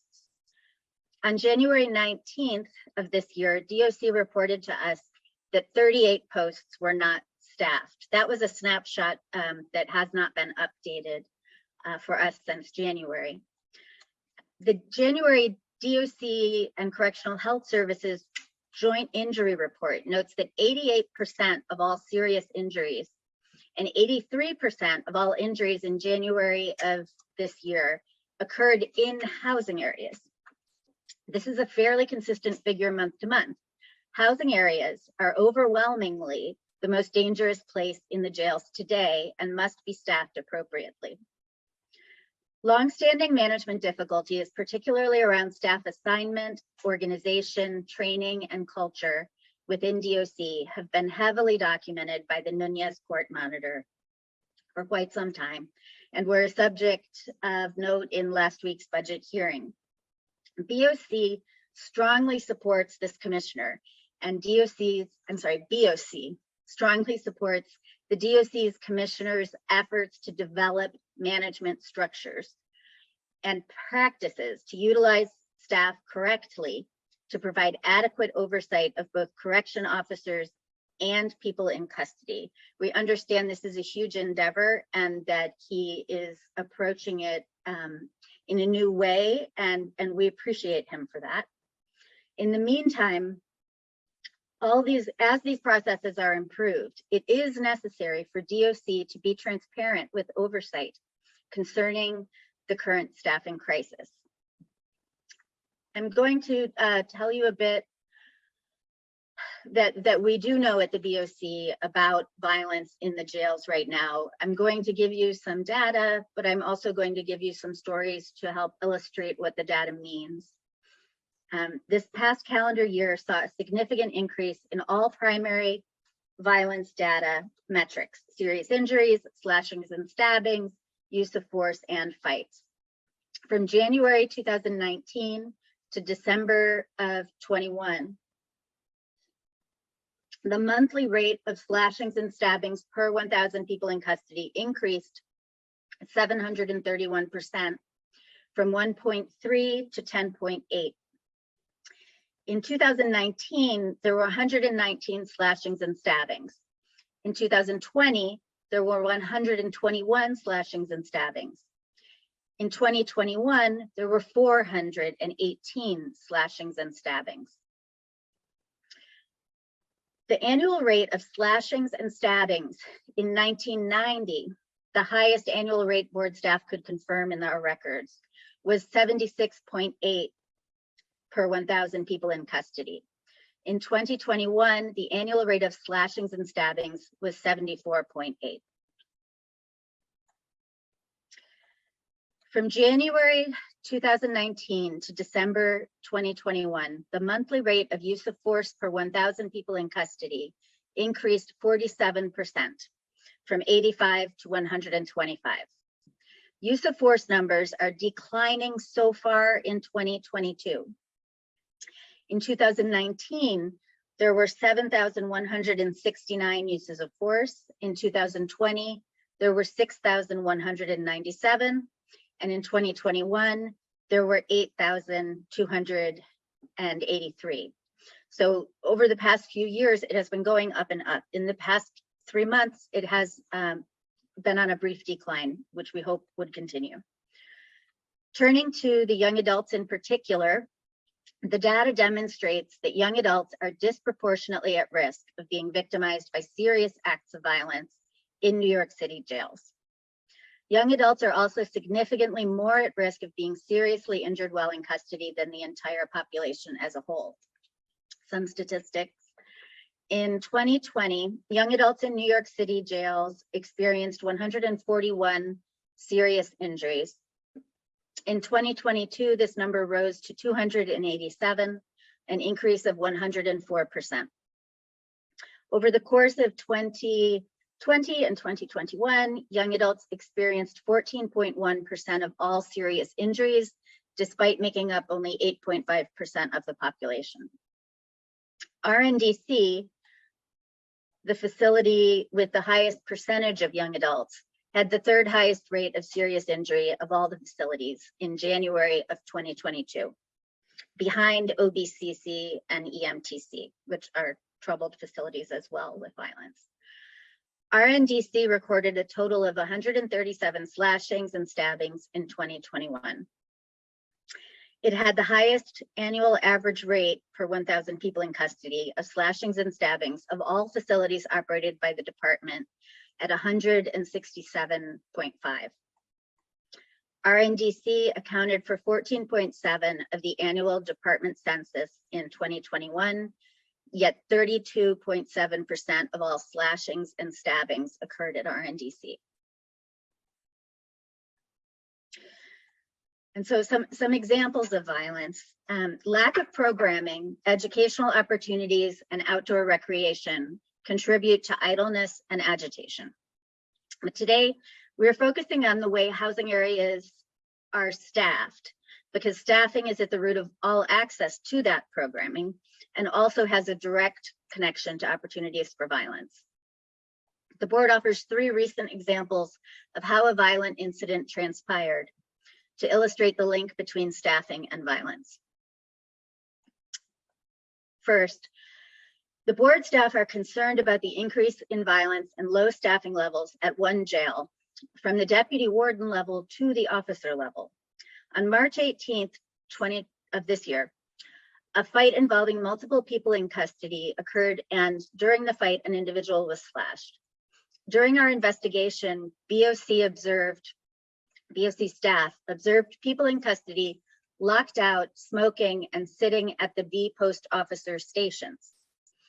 People were also observed going in and out of the housing area. It did not appear that a B post officer was on the floor during the staff's observation time. When the fight commenced, during the fight, people in custody were observed to take possession of staff chemical agents. They threw broomsticks, a food wagon, mop buckets, and water containers towards staff, DOC staff.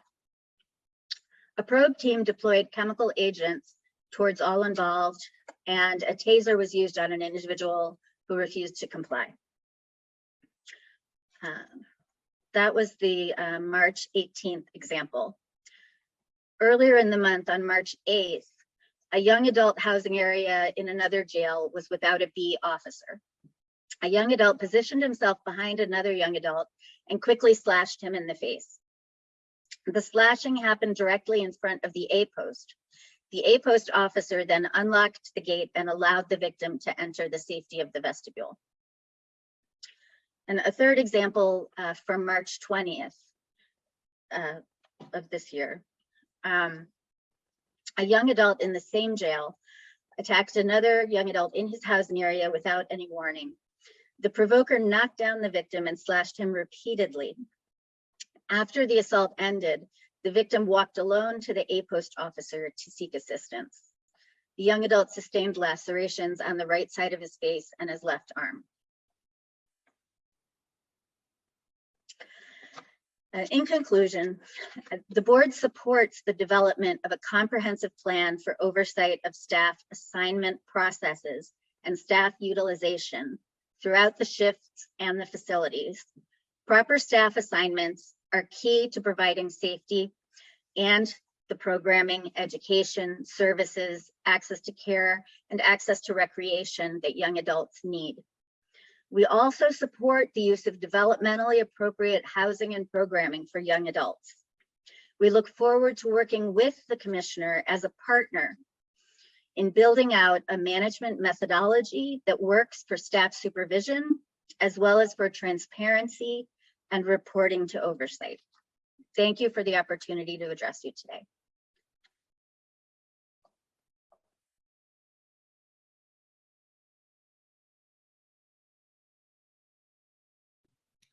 Thank you so much for being here. I know you were acting executive director and you were named recently, just last week, I believe, executive director of the Board of Corrections. So I just want to congratulate you on that appointment. And I want to thank you for being here. So just a few questions for you, and I appreciate your testimony. I know in 2019, you had a serious injuries report, and there is an annual audit of injury to people in custody in those reports.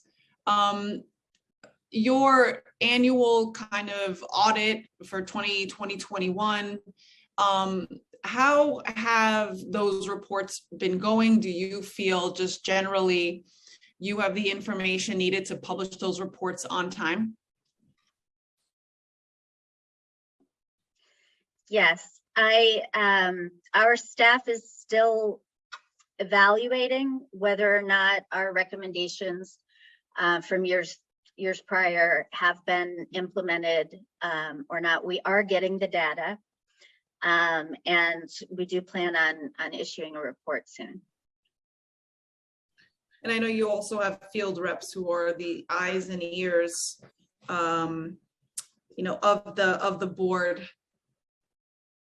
Does the other members of the Board of Corrections get to visit Rikers with some frequency, or do they rely mostly on kind of the field reps and what they're seeing? Just for clarity, were you speaking about the board members or the board staff? Board members, board staff, just generally. Sure. The field staff are located out on Rikers Island, and they have unfortunately a moving around office, but an office out there, and they're able to go into the facilities every day and talk to people every day about what's happening, receive information on the ground from the warden in the morning and from other staff throughout the day, speak to health folks, and have that human to human relationship and contact. The staff who are not stationed out in the field do frequently, and we encourage them to frequently go out and visit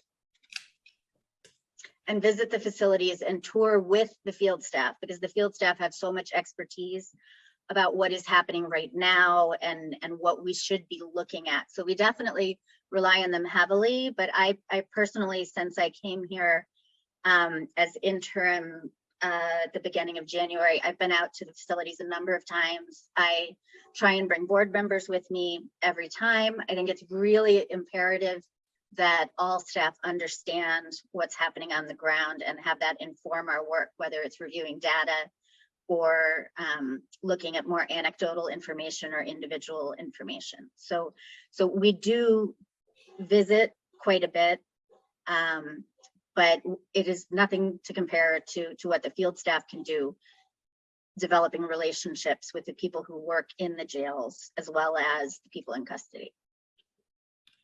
Certainly, and we should in terms of parity for those field reps. I know that's important in valuing their work and something we're working on. So the New York Times recently reported on 2 violent incidents against people in custody that went unreported by DOC.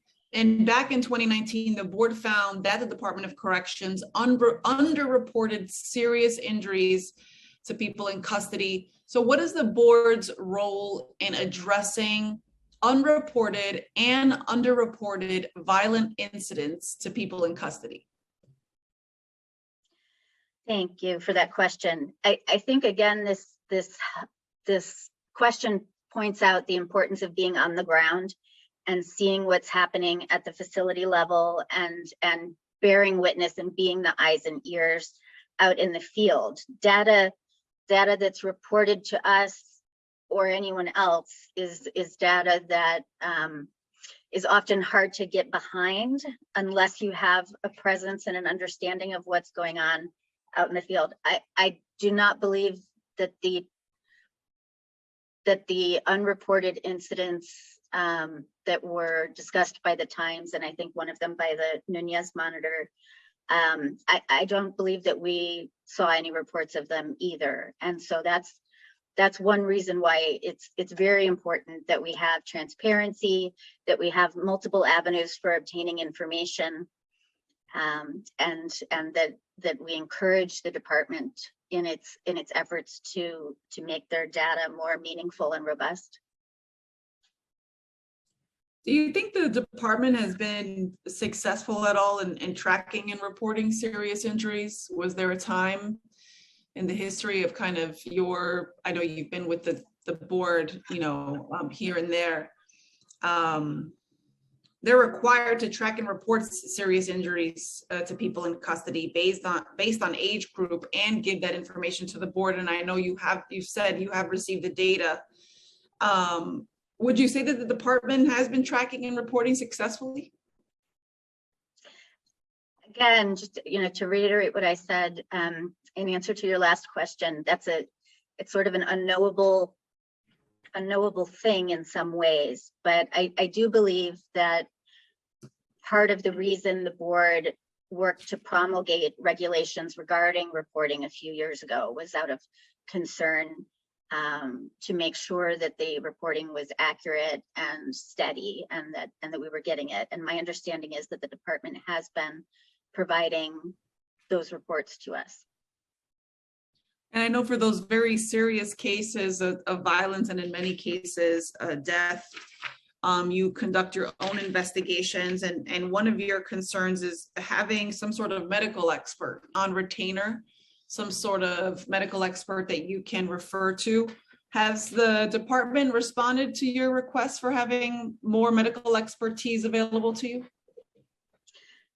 Thank you for that question. I don't believe that we've addressed this question to the department because the idea was for us to have our own independent medical expertise on board.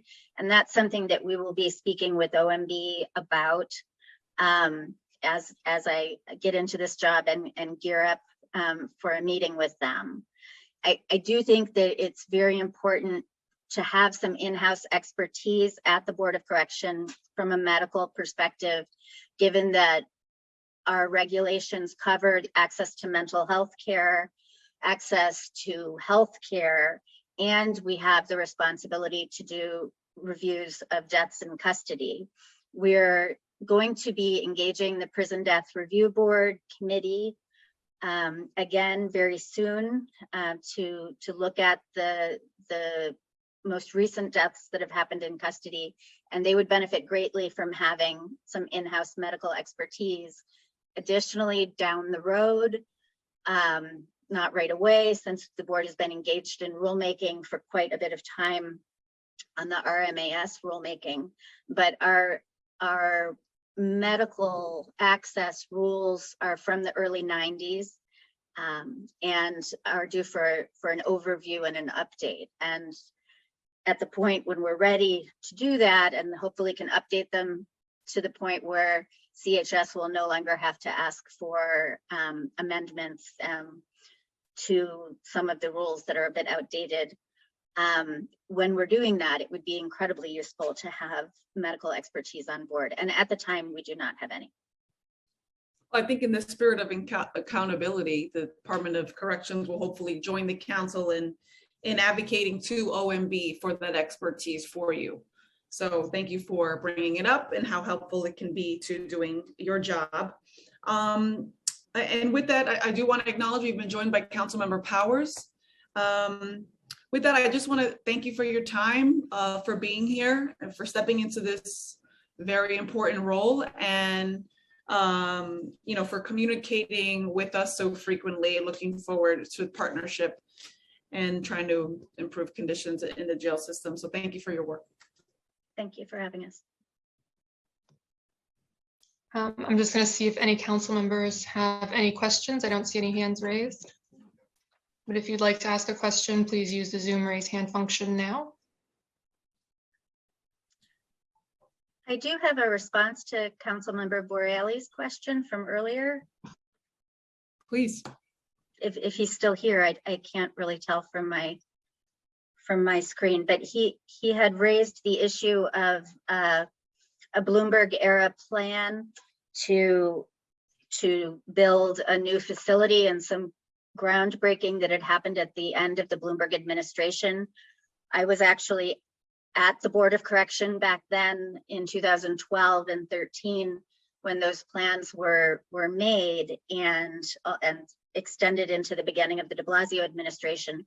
So I could clarify that the reason the building did not go forward was because DOC had determined that a centralized intake at that point in time, they believed a centralized intake doesn't work. And it led to medical log jams that delayed the ability of people to get through intake and into housing. And they learned that through an experiment that had happened at the West facility when for some period of time, corrections had tried to do centralized intake out there and it did not go well. So it was at that point in time that the plan to have a new centralized intake building was scrapped. And that was, in my recollection, long before the de Blasio administration agreed to the closing of Riker's plan.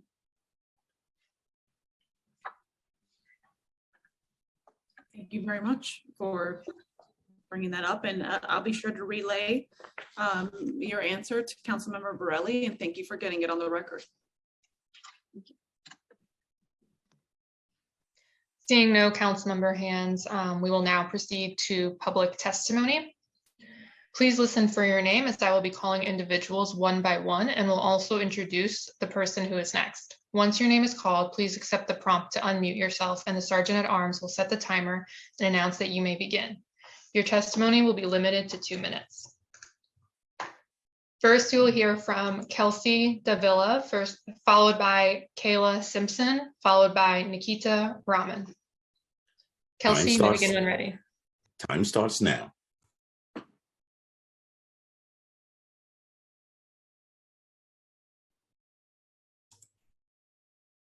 Hello, my name is Kelsey Davila. I'm the Project Director of Jail Services at Brooklyn Defenders. Thank you, Chair Rivera, for today's hearing and the questions asked today. I do want to comment on a few things. First, DOC's process for identifying gang members is dangerous. Numerous people report being in gang-affiliated units where they are not affiliated or were affiliated but no longer, and they are now a target within that unit being regularly assaulted. The appeal process is difficult and it does not help people when they need it most. DOC is moving people quickly without notice or providing reason, which only raises tension and anxiety. Additionally, people ask for protective custody, but these requests are consistently ignored. On more than one occasion, we have requested housing transfers saying the person is at great risk. DOC ignores the request and the person, not surprisingly, is assaulted. There's no sense of urgency by this department. And DOC encourages the violence. We've heard the stories, the media has reported stories of fight clubs. And just this month, we've been notified on numerous occasions again where correction officers are bribing people in custody with fast food to assault other people in custody for retaliation. And this is not new. I think the culture of violence continues to permeate the department. And as council members, you have the authority to visit any DOC facility anytime you want, without notice and without reason. You must visit regularly, speak to formerly incarcerated people, advocates, defense offices about what to see and questions to ask. Most importantly, talk to people who are incarcerated and don't let DOC dictate. Last year, there were horrific stories of people sleeping head to foot on the floors of intake cells surrounded by feces, and it wasn't until the public outcry that Mayor de Blasio decided to tour Rikers. He didn't speak to a single incarcerated person, he toured empty units. What he didn't want to see was that DOC moved a number of people from those intake cells into the gym to give the impression that the issues in intake were under control. People spent 2 nights in the gym sleeping on the bleachers without even a blanket. De Blasio failed to question his department and failed every person in custody. Most importantly, those who died and the families they left behind. Use your authority as council members to see what DOC is doing and to speak to people in custody and question this department until you get answers. Thank you. Thank you. Next, we'll hear from Kayla Simpson, followed by Nikita Rahman, followed by Rachel Schneiderman. Time starts now. Hi, good afternoon. My name is Kayla Simpson. I'm a staff attorney at the Legal Aid Society's Prisoners' Rights Project. Chair Rivera, committee members, thank you for the opportunity to testify. The Nunez Monitor recently called the current state of DOC a crisis within a crisis in describing conditions within this failed agency. And RNDC then is a crisis within a crisis within a crisis. And I think everyone testifying today, everyone here today, agrees that when a person is sent to RNDC, they are in danger. The Monitor described how the staffing crisis has had a particularly negative impact on RNDC. An audit showed nearly half of the 1,000 officers assigned there as indefinite sick or some leave status, while the remaining half even further diminished as staff called out sick, were reassigned, or took a vacation. And the consequences have been catastrophic. Young adults in custody are a population with particular needs and challenges. The city puts them into a crumbling infrastructure where doors don't work. There are not adequate adults in the units because they're off post, not at work, and the building is falling apart. And despite DOC's assertion today of downward violence trends, the Monitor himself raised a concern about how much violence is going unreported, given the frequency of unmanned posts. Young adults miss meals, can't step foot outside or get to schools, doctors, or programming, and these are the predicate conditions of violence. You know, maintaining security and order in a jail facility in young adults has challenges, but it's not a mystery. We know this population. We know what causes violence, what disrupts it, what doesn't work. We know what's necessary for stability. Models like unit management, steady staffing that allows adults to build relationships with young adults, access to education and programming that is meaningful, violence interruption, a system of consequences for mid and low-level misconduct, incentives for good behavior that are actually delivered for people when they're promised. But time and again, the city has not invested in or implemented any of those basic correctional measures for adults in jail. Time and again, the city does not manage staff to effectuate the current plan or even basic safety. Time expired. I just want to say that the jails operate like a medical system that only has emergency rooms, and systems like that don't work. We refer you to our written testimony for more information and our recommendations. Thank you very much. Thank you. Next, we'll hear from Nikita Rahman, followed by Rachel Schneiderman, followed by Ariana Brill. Time starts now. My name is Nikita Rahman, and I'm a social work intern at the Bronx Defenders. The ongoing atrocities at Rikers Island show that the violence and torture Khalif Browder experienced only a few years ago have increased exponentially. We spoke to dozens of our incarcerated young adult clients in preparation for this hearing. The reports of the horrific conditions at Rikers Island, specifically RNDC, were deeply troubling. They could not recall the last time they got fresh air. Most reported that the only time they were taken outside is to be transported to and from court. They could not recall the last time they had been taken for recreation or to the Peace Center, a place many of them described as helpful for managing stress and boredom. They have missed the barista program, music composition and art classes, restorative justice circles, and education courses, which made them feel hopeful, engaged, and productive. Instead, they are locked in their cells for days at a time, only let out in a day room with nothing but a television and some playing cards. Young people often share that they were only fed one real meal a day, consisting of unhealthy and/or inedible food. Commissary is increasingly scarce. There are limited items on the list, and incarcerated people are frequently denied commissary or their food is confiscated as punishment. The barriers to medical and mental health care are particularly concerning for young adults. Slashing and stabbings have become normalized daily incidents. Young people are living in fear of being assaulted by other incarcerated people or by officers themselves. The emergency services unit, similar to a SWAT team, is deployed almost daily and uses chemical agents on young people with complete disregard for their well-being. We were made aware that since January 2022, young people have been forced to live in housing areas with people with different gang affiliations. Correctional officers hand-select a few people from each gang and lock down the housing unit for 24 hours, inciting violence. Our clients are left to their own devices, unable to get help from correctional officers who are Time absent from their expired. assigned posts or simply they blind eye. They find no safety in their cells, sometimes unable to sleep at night because many of their cell doors have broken locks and can easily be opened, an issue that has persisted for years. Through its disregard, the GOC sends a clear message to young people. The Department of Corrections does not care if people inside live or die. One client remarked, "We are fighting for our freedom. We shouldn't have to fight for our lives as well." I implore you to visit the facilities and see for yourself. Thank you. Thank you. Next, we'll hear from Rachel Schneiderman, followed by Ariana Brill, followed by Danielle Gerard. Time starts now.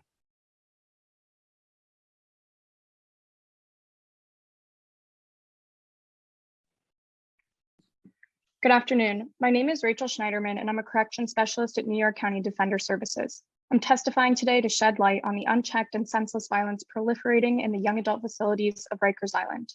Addressing violence among young adults first requires a robust examination of violence against young adults. This month, the NYCDS Correction Specialist Unit interviewed our youth clients at RNDC. All of these interviews took place after the department's new anti-violence plan went into effect. While the official policy may have changed, the staff has not. I'm going to share some direct quotes from our young adult clients. The search team comes like 3 or 4 times a month. They call us dumb, bums, say they'll F our moms, stuff like that. There are no cameras in the cells, so they take advantage of that. I'll have my hands up and they'll say things like, "Oh, you're gonna punch me?" Make it sound like they're in danger for the audio on their body cam to hear, so they can attack and spray us unprompted. Then they take our property, step all over our legal work. They threw pictures of my family in the toilet. The other day, we had a new inmate in. They locked him in his cell and didn't check on him. I told the CO, "You need to go check on him. He could be suicidal. He could be hungry. We have no idea. He's new." And the CO said, "I don't care. If he dies, he dies." The only thing COs respect here is violence. The guards want to test us. They put us together to see if we fight. I got into an argument with a guard, so I was moved to another housing area. As soon as I got to the new unit, I was jumped by everyone in there. The guards told them to do it. My nose was bleeding, my mouth was busted, I had 2 black eyes. It took me a whole month to heal. To claim that the issue of violence stems from the inherent nature of the people being held in one of the most notoriously disgusting, inhumane, and deplorable jails in the world is not only misguided, but racist and ignorant. These are not violent people. These are children being forced into a broken and dysfunctional system and held against their will with no access to basic human rights. In addition to these conditions that would inherently Time exacerbate expired. feelings of anger and frustration, DOC staff goes out of their way to be unnecessarily cruel and antagonize our clients. No human being, let alone a child, should ever have to endure the abuse that our young adult clients experience on a daily basis at Rikers. Thank you. Thank you. Next, we'll hear from Ariana Brill, followed by Danielle Gerard, followed by Kate Rubin. Time starts now. Good afternoon. My name is Ariana Brill, and I'm an education attorney at the Neighborhood Defender Service of Harlem. I want to thank you for holding this hearing and for the opportunity to testify.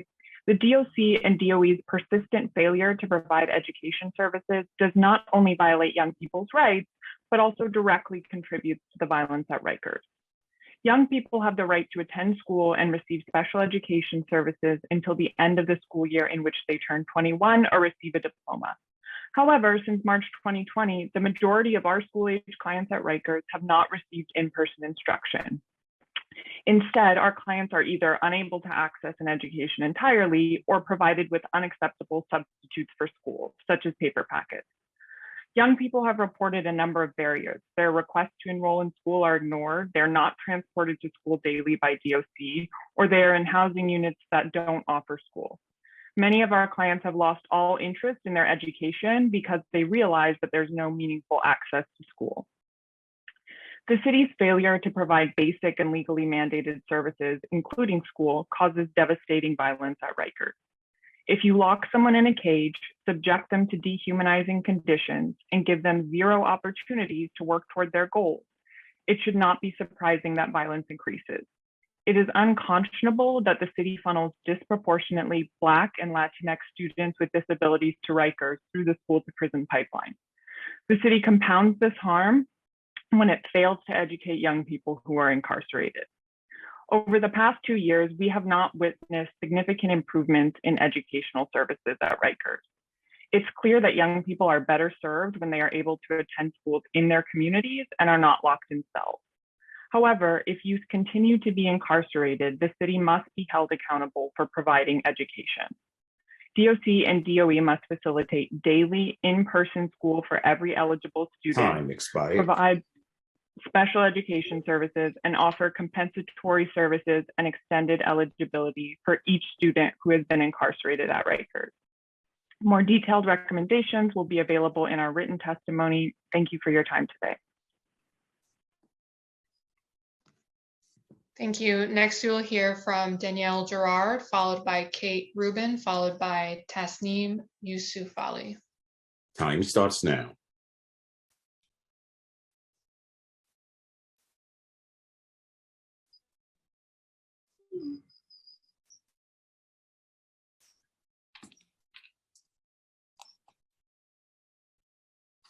I'm Danielle Gerard, a senior staff attorney at Children's Rights and National Advocates for Youth in State Systems. We are on the Jails Action Coalition and the Young Adult Task Force. Death and violence continue apace on Rikers. Violence is 6 to 8 times higher than in other correction systems, and youth are disproportionately affected by the egregious conditions that show no improvement. Among them, many people who have died in custody in the last year. One was 24 and one was 25. The Nunez Monitor Special Report notes that the soaring rates of use of force and violence are inextricably linked to the department's mismanagement of staffing and its significant security failures. The department is requesting a 7% raise, but if correction officers show up for work the way the rest of us do, overtime expenses would decrease drastically. The city spends over $500,000 per year to incarcerate someone on Rikers, while it costs approximately $40,000 a year to provide someone with affordable housing. There is no need to further pad this bloated budget. Reducing violence among young adults on Rikers means that every young adult deserves 14 hours out of cell time each and every day. Not a single YA should be shackled to a desk when out of cell. Every YA deserves programming, including outdoor recreation, education, and enough nutritious food so they're not hungry when they go to bed. Rikers must close as forecast, and not a moment too soon. Meaningful planning based on expert opinion from the field should already be underway to provide these children everything they need to get out and stay out. Reducing violence among YAs on Rikers involves keeping them off the island in the first place, instead of propping up a penal colony, the majority of whose residents suffer with mental illness, and nearly all of whom are people of color who haven't even been tried. We must significantly curtail the use of pretrial detention. New York should invest the money it wastes on Rikers in mental health care, substance abuse prevention and treatment, affordable housing, programming, and quality education. We call on you to find the political will to address the crisis for young adults on Rikers. Thank you. I refer you to my written testimony. Thank you. Chair Rivera, I believe you had questions for this panel. Yes, thank you so much. And thank you to all of you for what you do and for spending the time here when I know how precious your time is and how often you're spent in transit or with your clients and with so many New Yorkers who are in desperate need of defense. And some of you have shared, I guess, direct quotes from your clients and experiences and stories. And just what are the experiences of your clients who have reported violence committed against them by staff and other incarcerated people? If you can share, I mean, do they find it easy to file complaints? Do they experience any form of retaliation for filing complaints, and what are they?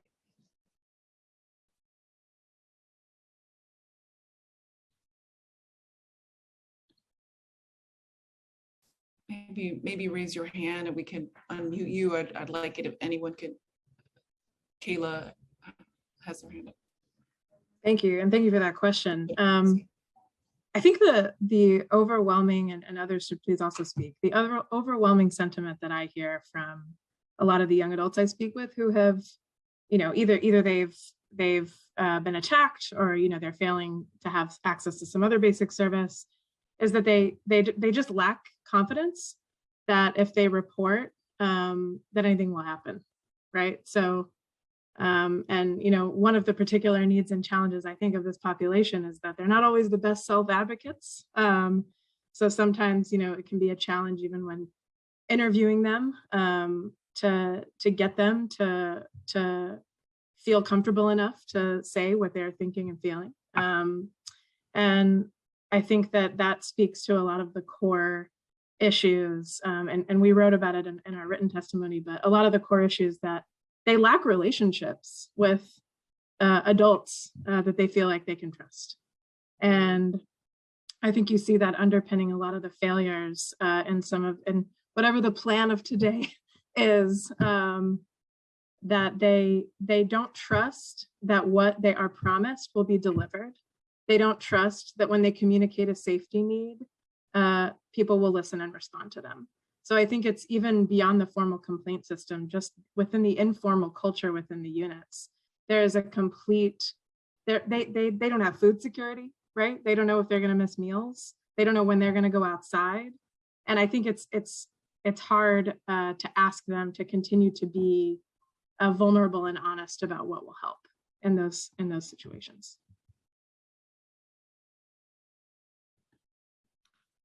Kelsey also had a hand up. Thank you. I completely agree with my colleague at Legal Aid. We're seeing the same thing regularly. People will talk to us about what's going on, but they've asked us not to report it, not to get involved for fear. Or like Kayla mentioned, that what's it going to do? It could make things worse for them. And even if we put in that request to go to another unit or to another facility, there's no guarantee. And what we're seeing on our end is that, for people who are interested and want to take that risk or trust us to go forward, we're not getting a response from DOC. So even, I think on mine, I'm not even confident in what we can do for them. And this is happening on a regular basis. I appreciate your honesty on that. Are they aware of their right to educational services? It sounds like they certainly experienced challenges obtaining programming.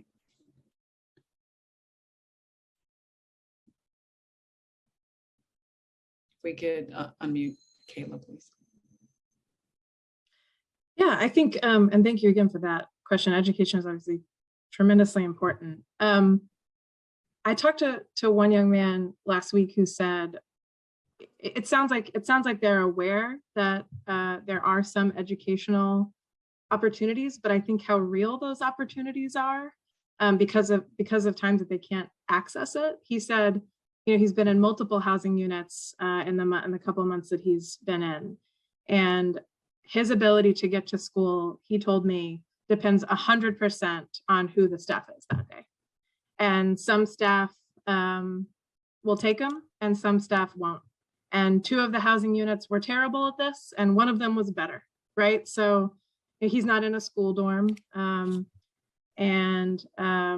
We talked a little bit about whether he would like us to advocate. But again, it's just that same lack of confidence that if I advocate for him, if he advocates for himself, that anyone will listen.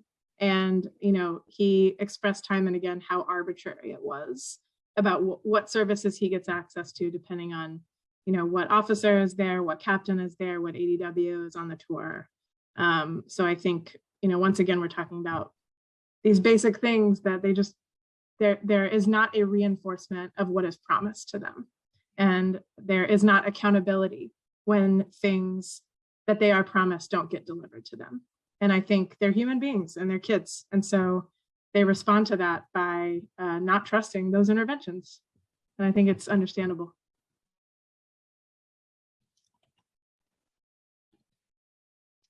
Yeah, thanks for that question. I would agree with Kayla and add that I think especially in the True unit, I spoke to a few of our clients who were in the True unit or had been. They were actually not aware that any kind of programming or services were required by the DOC directives of that unit. And when we spoke to them, it was the first time they had even heard of programming. And for most of our clients, it's really similar to solitary confinement. When you're in True, you don't go outside, there's no programming, and a lot of them barely got 2 meals a day.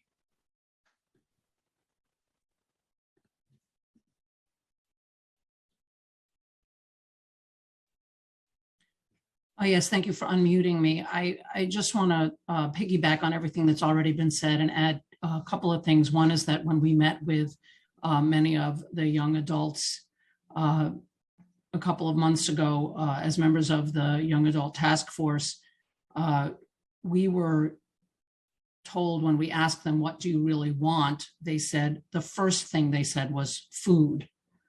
And they're very hungry. They have dinner hours before lights out and lock in. And that should be something that should be easy to fix. We brought this up innumerable times. In addition, what a lot of them said was missing was ability to connect with organizations like GOSO, which used to come in to Rikers and help the kids be able to transition better back to the community. And apparently that is sorely lacking and has been for quite a while. And some of these fixes should already have been taken care of. I know some of the other advocates who've already spoken and are going to speak. We keep saying the same things over and over again, whether it's before the council or before the Board of Correction, and things do not seem to move. So thank you for this opportunity today. We really appreciate it, Chair Rivera. Well, thank you all so much. I know that it's frustrating to, multiple reports, right? A dozen reports have been issued saying a lot of these things. And as to the progress, certainly remains to be seen. Before I let this panel go, I think I see Josie, you testified. Do you want to say something else? Hi, can you hear me? Yes. Great. I just wanted to bring up that we've been, I'm drama club, we do improv with the young adults on Rikers Island. And we've been working on 3 Central South, which is a unit that was set up as an experiment. This is my best of my understanding by Commissioner Schiraldi, and it has been kept open by Commissioner Molina. But I've personally worked on the unit, and the young men have said that's the safest they've ever felt on Rikers Island. They're getting programming. My understanding is that they have to sign a contract saying that they won't attack each other, or they're not going to commit any violence. And they do seem to be mixing like different gang sects in the unit, and it seems to be a huge success. So I just wanted to know if they're planning to do more units like that, because it's very successful. We'll be sure to follow up. Thank you.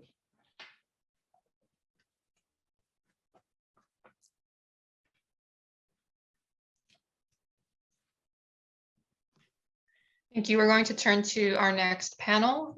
First, we're going to hear from Kate Rubin, followed by Tasneem Yusufali, followed by Chaplain Dr. Victoria A. Phillips. Ms. B. Time starts now. Good afternoon. My name is Kate Rubin. I'm the Director of Policy at Youth Represent. We provide legal services to young people. We also do policy advocacy and youth leadership development. Thank you, Chair Rivera, committee members and staff for the chance to testify. The focus of this hearing is on young adults. I have to start by emphasizing that no one at Rikers is safe and it must be closed. In order to close Rikers, and because DOC cannot meet the basic obligation to keep people safe, we have to reduce the number of people, especially young people, in custody. I understand that goes beyond the purview of DOC, but it's something that council members can promote through your oversight of other agencies, your legislative power, your support for state legislation, and most importantly, through the budget process. We've all heard the stories and read the Nunez reports documenting extremely high rates of use of force that have become normalized at DOC and at RNDC to the point that, per the monitor, they have, quote, seemingly lost their power to instill a sense of urgency among those with the power to change. And I'll echo my colleagues from the prior panel saying the young people who've experienced mistreatment that we work with are both fearful of retaliation if they report it and have zero confidence that reporting would change anything. And that among the most common things we hear from young people at Rikers is that they're hungry. There are immediate steps DOC must take to address the current crisis, ensure adequate, steady staffing in the buildings, especially RNDC, and any other buildings where young people are held without increasing the DOC budget, implementing systems at every level to identify, document, and directly hold staff accountable for use of force. It's good to hear from the commissioner that he takes discipline seriously, but we need much more specific reporting about numbers of people suspended with and without pay, for how long, reasons, number of people terminated as distinct from resignation, and the reasons for that, and when command level discipline happens, what the outcomes are. Ensuring access to a broad range of programming for all young adults age 18 to 25, ensuring consistent, timely access to high quality health and mental health care. As my colleagues have said, RNDC, talk to young people who've been released, providers, defenders, and increasing the Board of Correction head count in proportion to DOC to promote accountability. Thank you. Thank you. Next, we will hear from Tasneem Yousufali, followed by Chaplain Dr. Victoria A. Phillips, followed by Giselle Castro. Time starts now. Good afternoon, Chair Rivera. My name is Tasneem Yousufali, and I serve as a Senior Mitigation Specialist at Youth Justice Network. I work closely with public defenders to advocate for young people detained on Rikers throughout their lengthy case processes. I thank the Committee on Criminal Justice for the opportunity to speak. Every day on Rikers, we feel the importance of in-person connection and relationship building with youth who have experienced over 2 years of isolation through appalling and inhumane conditions. As they are unable to give testimony here this morning, we would like to amplify their words and experiences. Beginning with a common theme in this hearing thus far, the city's failure to ensure access to recreation, programming, and education. 19-year-old RT said, "We don't get rec time, which is the only way for us to get fresh air. We haven't been outside in about 4 months. We're mixed intentionally with inmates that have problems with each other. This causes fights and chaos. It seems like no one has ever cared to start, let alone now." Last month, 18-year-old TW said, "We've been asking to be brought to school for months, but we haven't been taken. We've done all in our power to put ourselves in a position to get to school, but DOC will not take us. I really want to finish high school, but can't." One young man has repeatedly spoken to us about mistreatment by correction officers. He says, "They spray us while we are locked in the cell and you are just stuck there in the cell throwing up. They trashed my cell when I was in school. They did it just because they can. When I asked them why, their response was, oh, well, they really enjoy seeing us miserable. They purposely put you somewhere knowing that you're going to get hurt.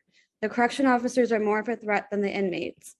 Another young person I work with, RM, told us he was cut a few weeks ago. His cut wasn't deemed deep enough to be taken to medical. He told me people on Rikers are getting cut left and right. His public defender is still not confident that this young person will be released, even with the violence ensuing. Young people are not safe at Rikers Island, and public safety isn't enhanced by subjecting teenagers to those conditions. We call on the city to accelerate decarceration efforts and to establish more programmatic health and mental budget. We witness young people trapped in cycles of violence and urge our leadership to have the capacity and will to see young people as survivors of ongoing violence at least as often as they punish them for perpetrating it. One young person said, "Just because I did something wrong and made a mistake, that doesn't make me an animal, yet that is how I'm being treated here." Thank you for the opportunity to address this committee.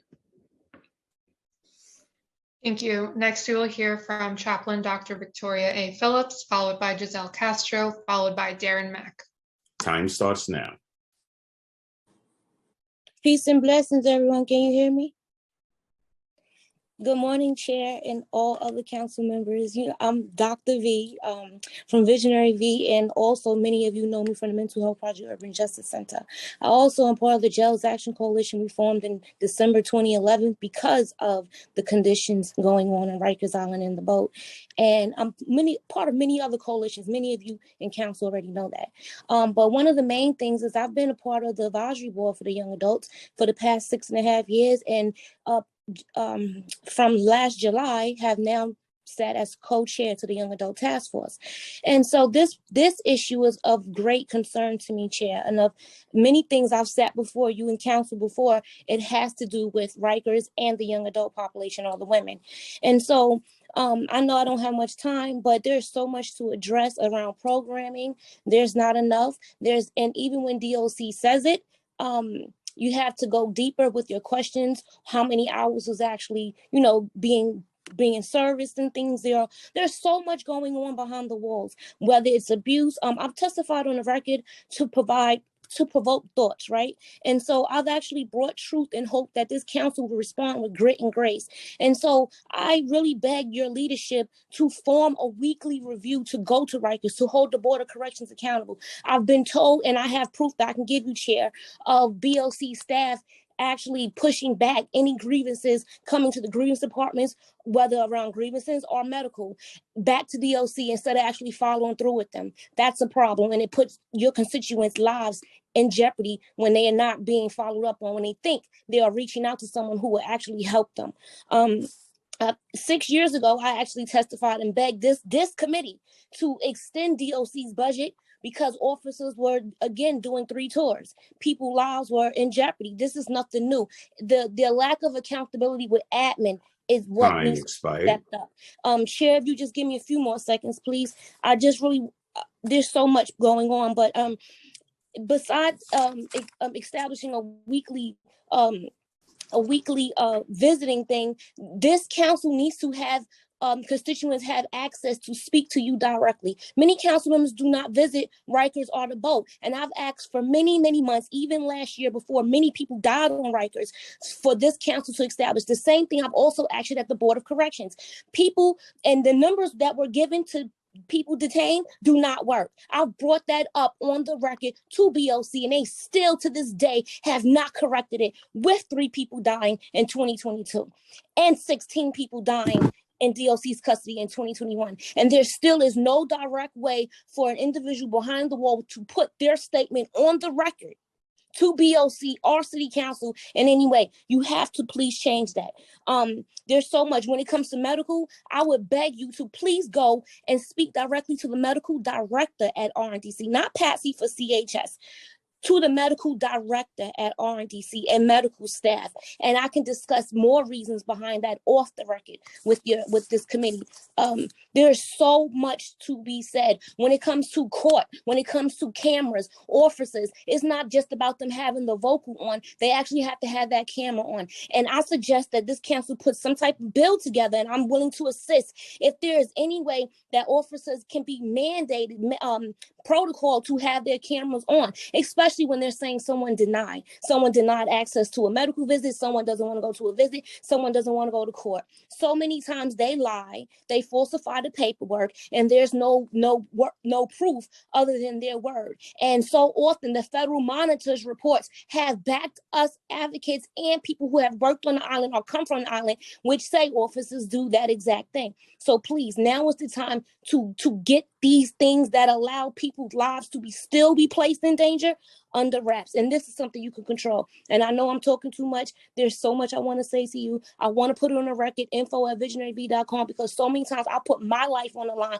to tell the truth, and City Council has failed to follow up with me yourselves. So I know this is you're new at this chair, and I want to talk to you about the drugs going on. There's so much that I want to talk to you about that I know directly with DOC and BOC.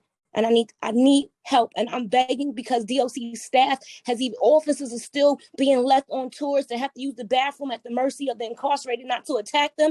And I begged everybody that I would tell the truth on the record about everything. Please set another time aside for us to talk and for you to follow through and have your peers actually follow through. I believe in you, I believe in you, Chair Rivera. I believe in your work. And now that you're chairing this committee, you have to make things happen. I'm sorry. No, that's okay, Ms. V. Thank you. Thank you. It's always good to see you. Thank you for everything. Thank you. Next, you will hear from Giselle Castro, followed by Darren Mack, followed by Jared Trujillo. Time starts now. Good afternoon, Chair Rivera, and good afternoon, everyone here. This afternoon, we're talking about reducing violence in adult jails, which is very important topic, but unfortunately one that we year over year have been addressing. Specifically now, during COVID, I think that we're all are highlighting that we need humane systems and structure, but more specifically, the bigger question is how do we get as many people out of these conditions? I want to talk a little bit about the adult framework in which we work here at Exalt. Very quickly, I work with young people who are ages 15 through 19, who are court involved and have been in adult facilities. And we conduct a series of assessments when they come into our organization. And some of the information that they share with us is their experiences that they have faced. And it is important that we not only create, conditions for them to not be harmed, but more specifically when they return to their homes, that they are thriving. I cannot highlight and I cannot stress, and I've been saying this, for quite some time, that the conditions has just become more and more horrific. I think that we're speaking about violence. We're speaking about so many deeply, issues and challenges that, in my opinion, are rooted in not just poverty, but more specifically in unresolved, challenges. When it comes to young adults, someone just quoted and stated that, many of our young people are facing so much challenges at this moment in time. And to the chair, to the committee, I'm just going to, emphasize and stress, the same thing, which is we have to create humane conditions. We know that people who are incarcerated are returning home. And when people return home with more significant harm done to them, it's going to take us a very long time to recover from this situation. And I want to thank everyone who spoke and gave testimony. Time expired. I was going to close out. I will not share so much because I will have a written testimony, but we have to do something about reducing violence and keeping our youth community safe and thriving. Thank you so much. Thank you. Next, we will hear from Darren Mack, followed by Jared Trujillo, followed by Edwin Santana. Time starts now. Hello. Good afternoon. Thank you, Chair Rivera and members of the Criminal Justice Committee. My name is Darren Mack. I'm a co-director at Freedom Agenda, which is an organization dedicated to organizing directly impacted people and communities to achieve decarceration and system transformation. And I'm also a member of the Commission of Reinvestment in the Closure of Rikers Island, established by Local Law 193. So this commission is charged with ensuring significant reinvestment recommendations are made in communities disparately and historically impacted by mass incarceration. The commission's youth subcommittee, which I'm a co-chair of, have some youth and young adult focused recommendations. For instance, one recommendation is that re-entry for our young people begin on day one of incarceration. And this will take significant investments. As we know, New York City Department of Correction has the highest DOC budget in the country. The proposed fiscal year 2023 DOC budget is $2.6 billion. And, we spend the most money on DOC and gets the worst results. So I urge City Council to deflate DOC's bloated budget. We want the programs and services that the people held in pretrial detention rely on to continue to be funded to meet their basic needs. However, we want to be strategic and right size the DOC system in key areas, and simultaneously be strategic in reinvestments in youth programs and services in and outside the jail system. I was detained on Rikers Island at the age of 17 for 19 months when the population was over 20,000 people detained there. And I will tell you, more programs, more programs, more programs, more services, more services, more services is critical to addressing the violence, especially credible messengers, especially. I was going into Rikers Island once a week in 2018. Time expired. And as soon as I shared my experience with these young adults, they listened and they opened up. And I will submit my written testimony, and I hope that the City Council take these commission recommendations seriously. Thank you.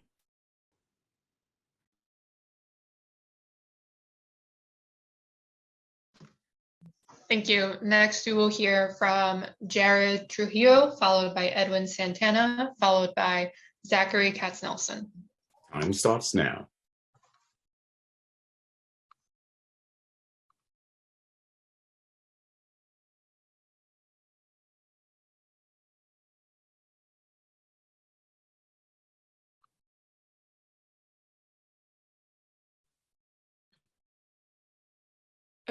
While we're waiting on that, I don't know if there's a technical issue. Is Darren, is Mr. Mack still on?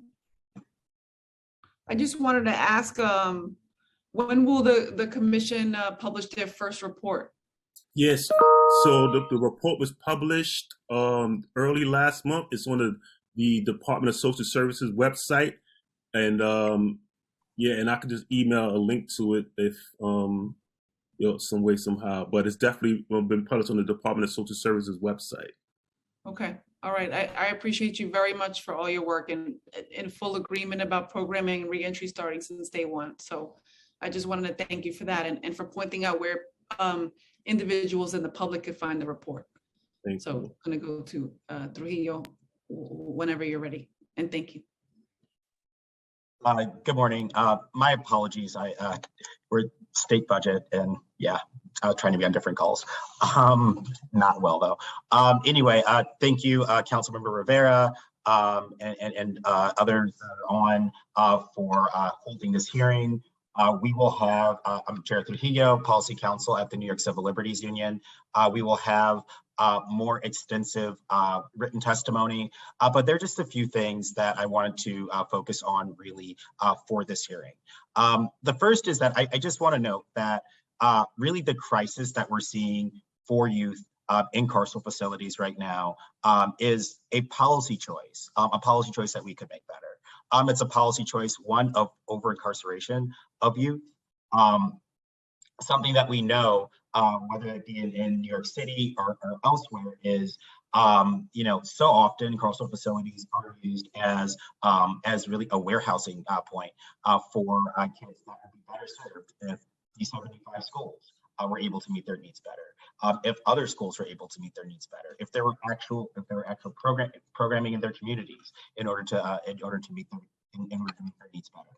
These are issues that existed before COVID-19, but certainly with the pandemic, these issues have only gotten worse.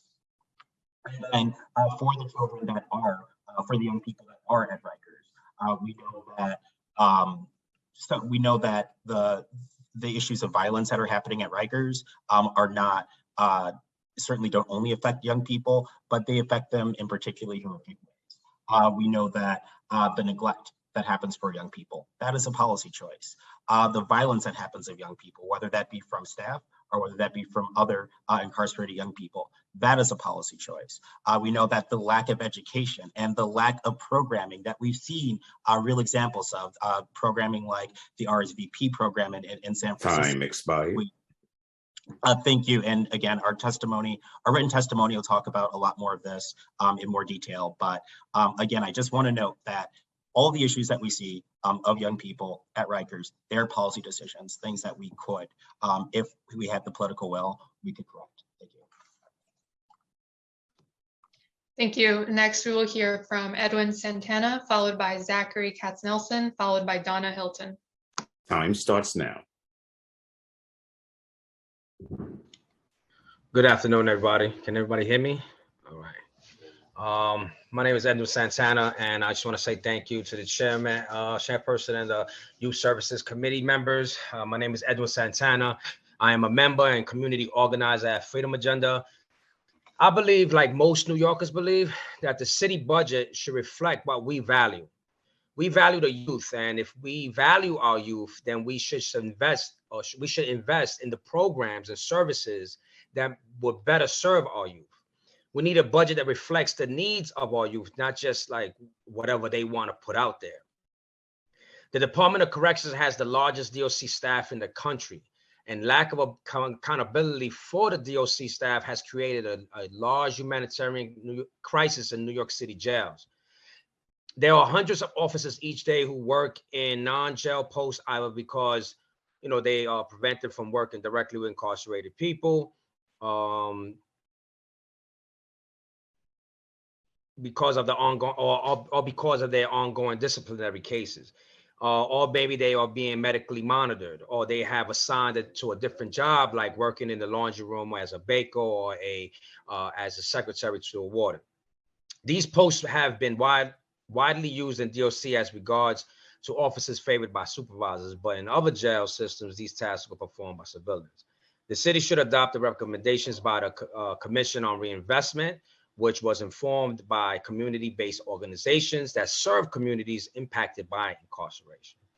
Please take these recommendations seriously. City Council must right-size DOC and redistribute all those resources to our youth, because those are the ones who need it, and it would help stop the stream of youth into the criminal legal system. So thank you very much, and I appreciate your time.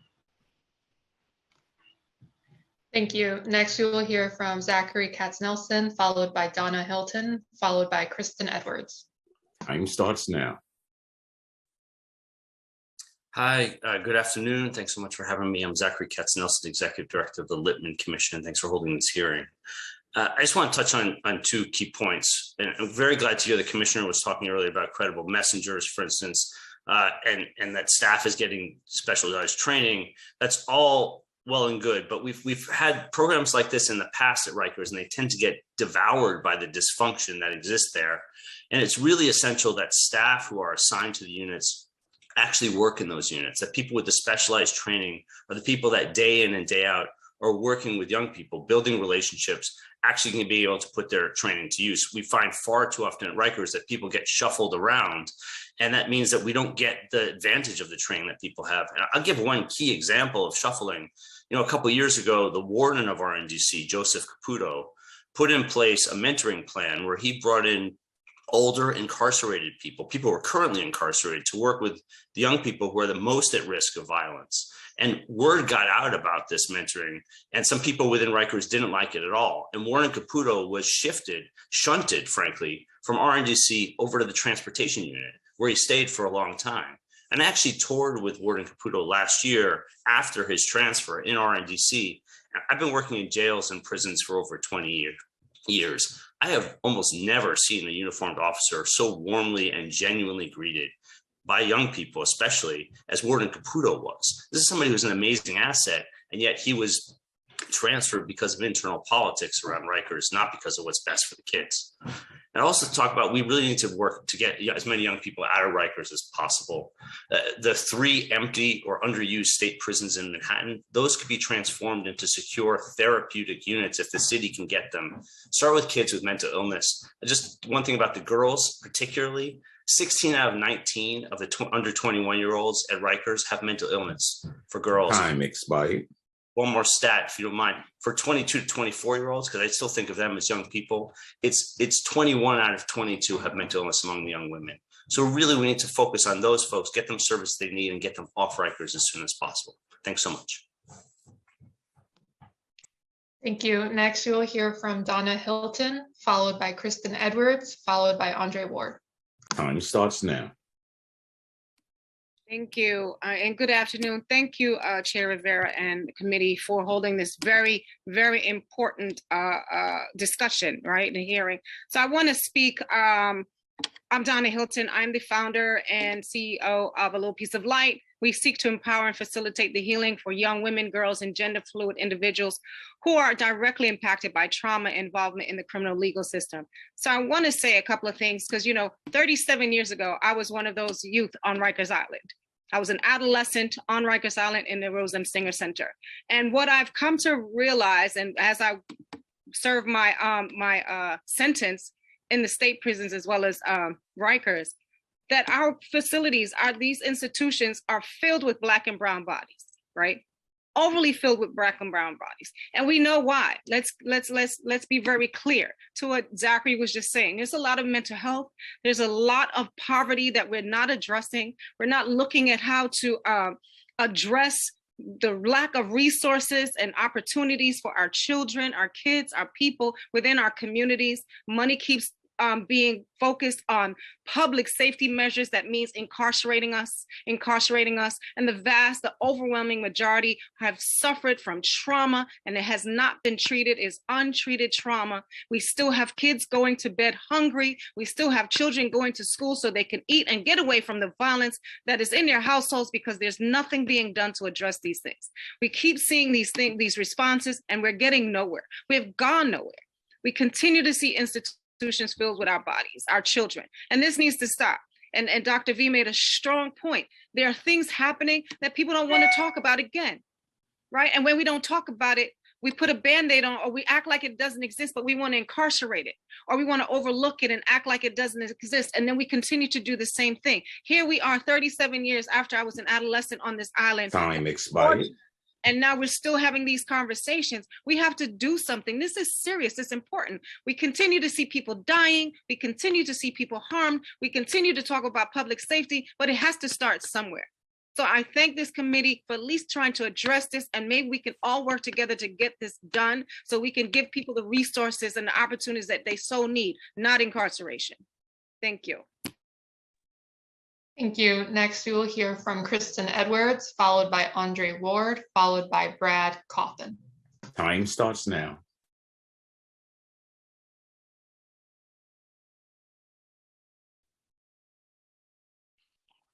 Hi, sorry, can you hear me? Hello? Yes, we Can hear you. Oh, okay, sorry about that. Good afternoon. My name is Kristen Edwards, and I'm the Vice President of Justice Initiatives at Housing Plus. Thank you, Chair Rivera and members of the Criminal Justice Committee for the opportunity to present testimony today. The main reason I'm here today is to draw attention to the need to reduce the use of pretrial detention and focus on the need to invest in the communities most impacted by mass incarceration in New York City. Housing Plus is the lead organization in a successful collaborative called SHIRO, formerly known as the Women's Community Justice Project. We're funded by MOCJ and provide supportive transitional housing as an alternative to pretrial detention for people who have unstable housing. Close to 15% of those we served in the last 2 years entered our program as a young adult. During that time, not a single person enrolled in our program was rearrested. All participants obtained at least one or more necessary benefits or services, and more than half improved family connections, including with their children. The majority of the people we support are survivors of violence and trauma. Their time on Rikers not only replicates the abuse and violence they survived, it exacerbates their trauma. Our jails are not the place for our young adults. It's not the place to engage young people in the support and care that they need to heal. But we've seen that SHIRO and many other community organizations can be that place. While addressing the current violence and poor conditions on Rikers is vitally important, I'd like to take this time to highlight a few urgent needs I hope as City Council members you can help push forward in order to free up the resources young adults and everyone on Rikers needs. Significantly reduce the $500,000 per person per year spent on Rikers and prioritize real investment in alternative and preventive efforts we know work, like housing, education, healthcare, jobs in the communities most impacted.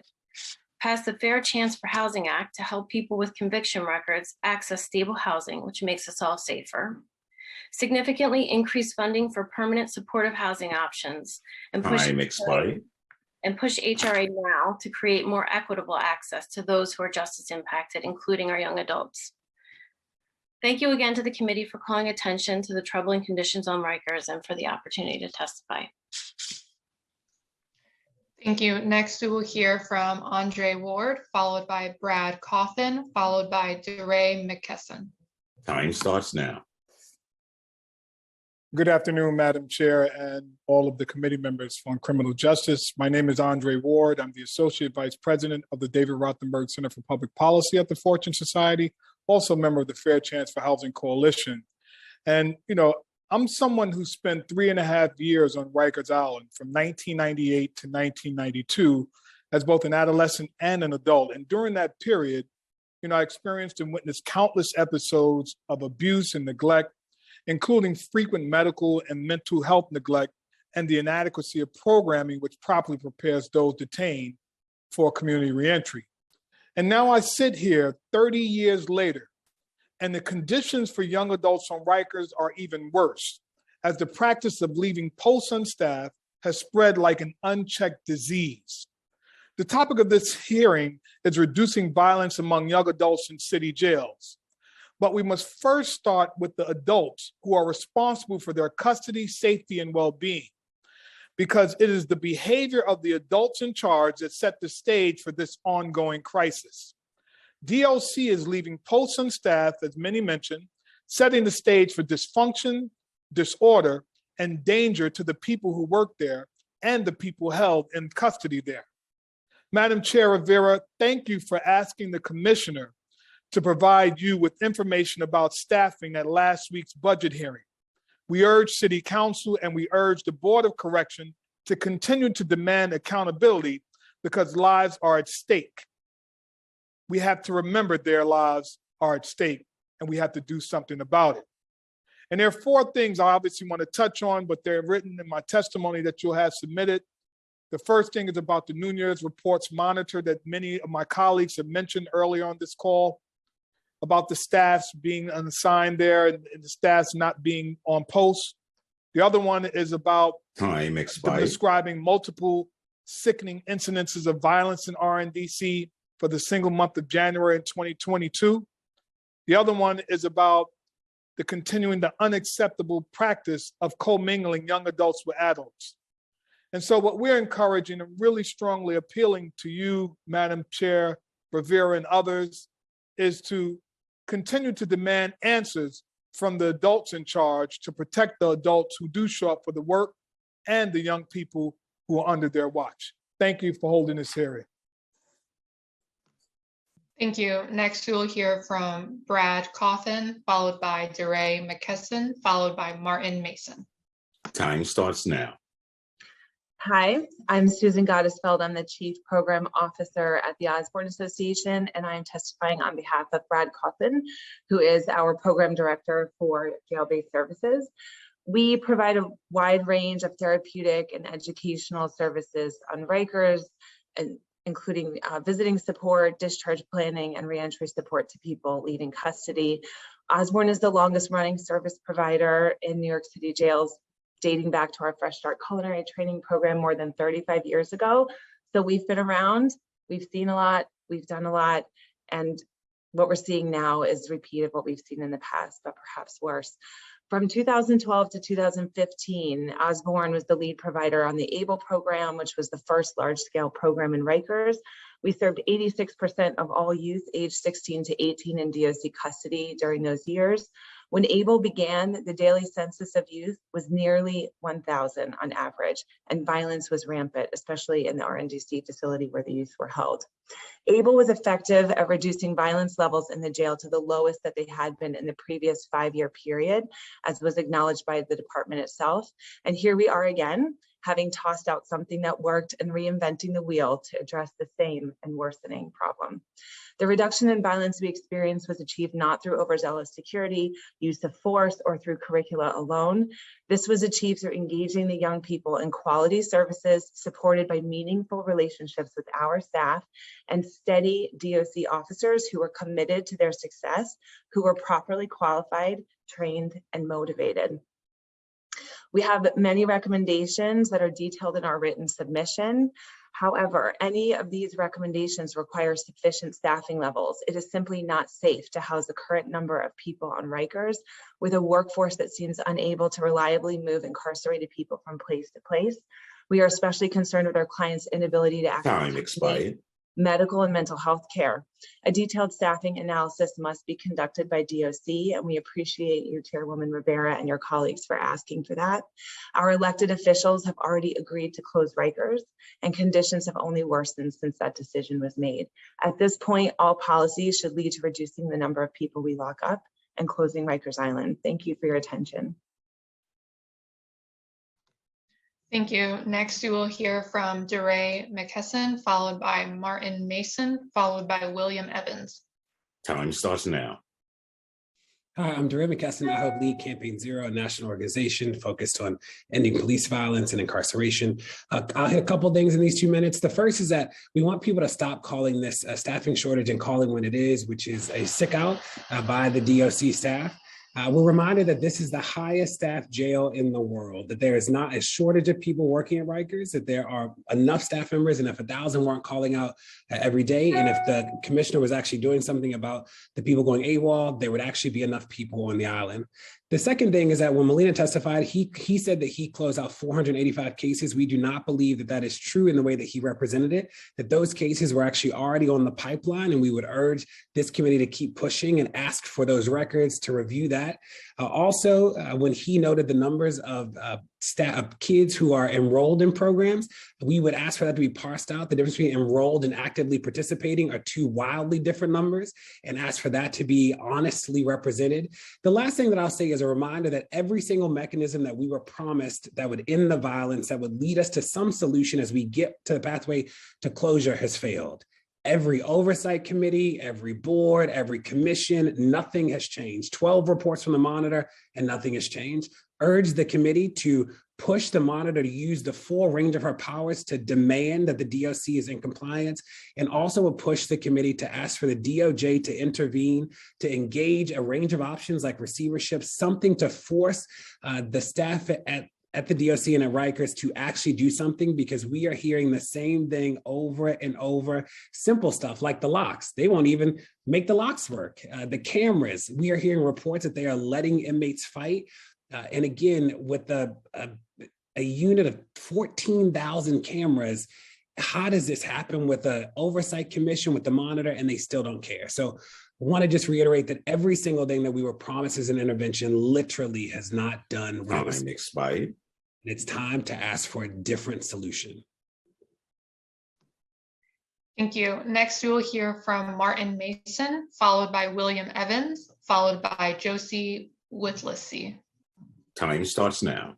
Okay, guys, this problem starts from the top down. What we're doing is we're doing a bail bond reform. I'm a career-long bail bond. So if you guys expect for the same form that you sign for a public defender is the same form that you can sign to get an ROR bond. So if we're letting criminals literally on the subway rub feces on people and get out of jail the same day, why do you expect the Department of Corrections to hold these criminals to a higher standard than with the NYPD than our own cops will do? So this is a systemic problem. You guys can't see the forest because the tree is right in front of your face. It's a top-down issue. If you guys actually had bail bonds, then the police department wouldn't be overwhelmed. So these criminals would actually have to go to court and face justice. So if you expect a Department of Corrections person sitting at Rikers with the sickest criminals possible, because most criminals this day and age will get out. And guess what? We can't find them because they'll go to another state. But you guys are worried about why children are getting assaulted. It's because the people who are assaulting them know that there is no punishment, because we have a broken system that is letting people out of jail under the guise of virtue signaling, under the guise of social justice. There's nothing justice about what is happening in New York. There's nothing justifiable about the anti-Asian crimes. But you guys sit here and you guys are going to sit here, oh, it's the Department of Corrections' fault why this happened. Why do you think they're overwhelmed? Because people know that they can go to New York City and commit massive crimes, multiple felonies, and not go to jail. So what do you think is going to happen when a guy actually does go to court and actually gets inside of Rikers? He's going to be the most disgusting criminal possible. So I saw a few people that are ex-criminals on this thing talking about social justice. Well, listen, I deal with criminals every single day, and it's like swimming in a toilet bowl. It's not a pleasurable thing. And you guys are overwhelming our system, not only our police force, but our Department of Corrections. So if you guys think Rikers is going to get any better by defunding it or shutting it down, you guys are imbeciles. And that's why we're having such crime in New York City, because you're letting criminals go because they say they're too poor. And now we don't have anybody making sure they go to court. So it is like the wild, wild west. It's like New York City in 1970. Curtis Lewis said it best. The place is going to hell in a handbasket. And it's all your fault because you guys are saying, oh, social justice and let people out of jail for free. Get a grip. Wake up. We need bail bond reform. Wake up, guys. You guys are the problem. It's not just an easy fix by going out to the Department of Corrections. It starts at the top, holding criminals accountable.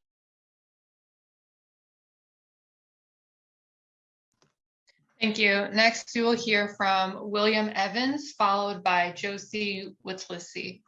Time starts now. How you doing? My name is William Evans. I'm the co-director at the Institute for Transformative Mentoring at the New School. Thank you for the opportunity to speak to you guys today in regards to the violence on Rikers Island. I worked on Rikers Island. I trained people to facilitate. I counseled individuals in need. I developed programs and strengthened personalities. But for some reason, I could not relieve myself of the memories that I sustained while on Rikers Island. The New School's Institute for Transformative Mentoring is a dynamic training program focused on the support and professional development of credible messengers, formerly incarcerated men and women who use their lived experiences to mentor young people. Credible messengers reduce crime, violence, and the incarceration of young people and adults, and also vital resources to the community. Since the founding of IITM in 2017, with the support from the City Council, ITM has served over 300 participants from over 75 organizations across New York City.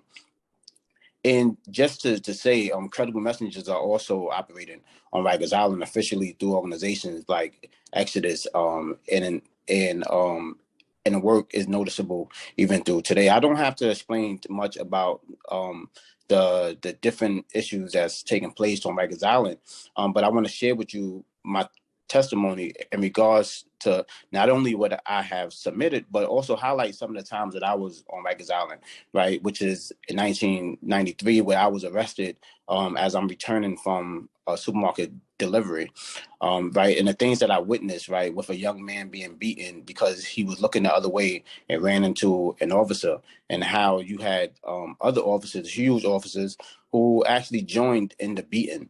You know, such trauma like that causes fear for young people, but also make young people, you know, like what you would call the class expired, right? And where people can actually talk about them and then make them feel down, and this also contribute to their traumas, right? And then I say another time when I was on Rikers Island in 2019, where I worked in the grievance office, and grievances are just thrown away because either the person is writing too many grievances, or they don't want to hear from that individual, or they don't have any type of grounds, right? But then I also worked on Rikers Island, right? And just to see how officers just disregard how facilitators are like working with the young people, or just walking through the circle while you're actually conducting a class, right? Things like that just show disrespect, and there's no type of support that's provided from DOC as it relates to individuals going in on Rikers Island to do the work. And I think all these things should be considered when you're looking at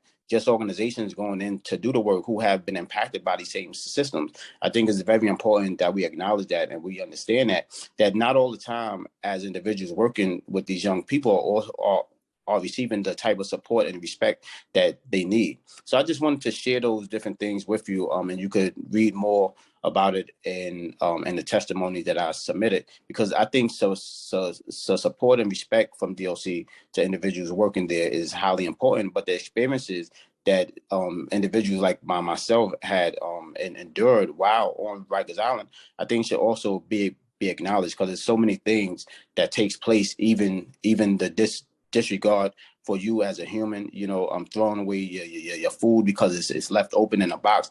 Various things take place on Rikers Island that you don't really hear much about. But I'm William Evans, co-director at the Institute for Transformative Mentoring. And I just wanted to share that with the committee. Thank you. Next, we will hear from Josie Whitlassy. Time starts now. Good afternoon, everyone. Thank you for this opportunity to share. I'm the executive director and founder of Drama Club. We provide theater training and mentorship to young people who are incarcerated and court involved. I'm just going to share a little bit today about the work that we do and use this as a lens for talking about programs. I noticed today there was talk about programs from the DOC, which is awesome, but it was a lot about religious services, education. I really applaud the Credible Messenger move, but I think there could be more emphasis on programs themselves. So we've been working on Rikers Island since 2014. We had to pause for COVID, but we are back. And in fiscal year 20, we worked with about 100 individual young people on Rikers Island. So throughout the years, we have met many young people, have witnessed changes in laws and attitudes towards young people in the criminal legal system, and seen leadership of the Department of Correction come and go. What has not changed, however, is the culture of violence in the jails. It's a complex problem that does not have a simple answer. But what I've witnessed over the years is that programs work. They give an outlet to young people. They give an outlet to young people navigating stress, fear, and complex trauma. They can have positive learning outcomes, provide a safe space to experience vulnerability, and sometimes result in employment opportunities for young people when they return to their communities. And despite the many occurrences of violence that occur on Rikers Island, we have never experienced a violent incident in any one of our classes in 8 years. So I just wanted to share that we do these retrospective surveys, and we see shifts in many areas. I just wanted to highlight 3. So the young people we asked, could they express themselves without getting angry or stressed out? And they said before Drama Club, they felt like 31% of them thought they could, but after drama club, 81% of them thought they could express themselves without getting angry. Before drama club, 37% of them said they enjoyed learning. After drama club, 84% said they enjoyed learning. And before drama club, 50% said they thought they could succeed at their goals, but after drama club, it was 93%.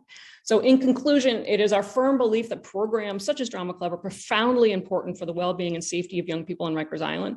They should not be considered a privilege and used as a carrot for good behavior, but accessible and widely available. If we are truly to focus on rehabilitation, programs need to be a service considered as important as education or healthcare. Normalizing programs and making them easily accessible is essential in helping shift the culture of violence at Rikers Island to one of rehabilitation. Thank you so much. Thank you. This concludes the public testimony. If we have inadvertently forgotten to call on someone to testify, if that person could please use the Zoom raise hand function now, we will try to hear from you.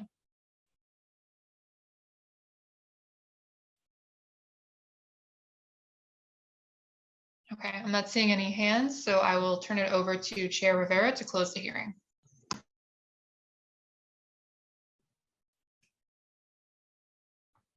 Thank you so much, everyone, for your testimony and for your time. And no human being, let alone the young people detained, incarcerated, and likely historically marginalized and part of communities that are underserved, and those serving our city, none of them should be subjected to the violence and the use of force currently taking place at Rikers.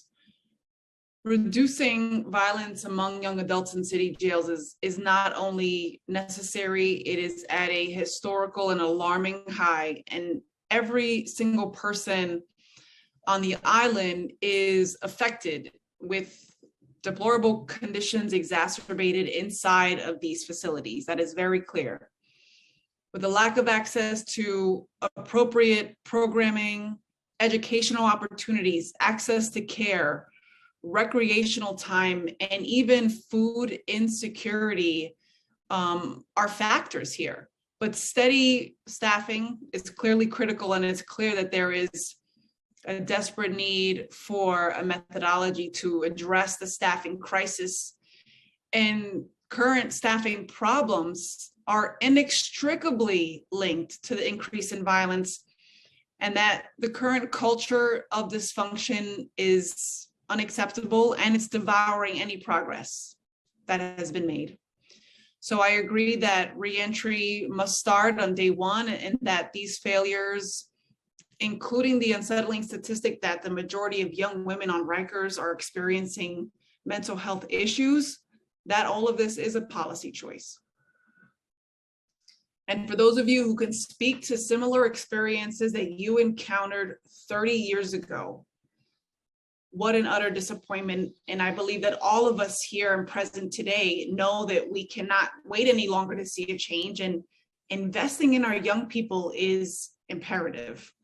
So I want to thank you all for your time. I want to thank the staff and my team for helping to put this committee hearing together. And looking forward to working with all of you. And with that, we will adjourn this hearing. Thank you.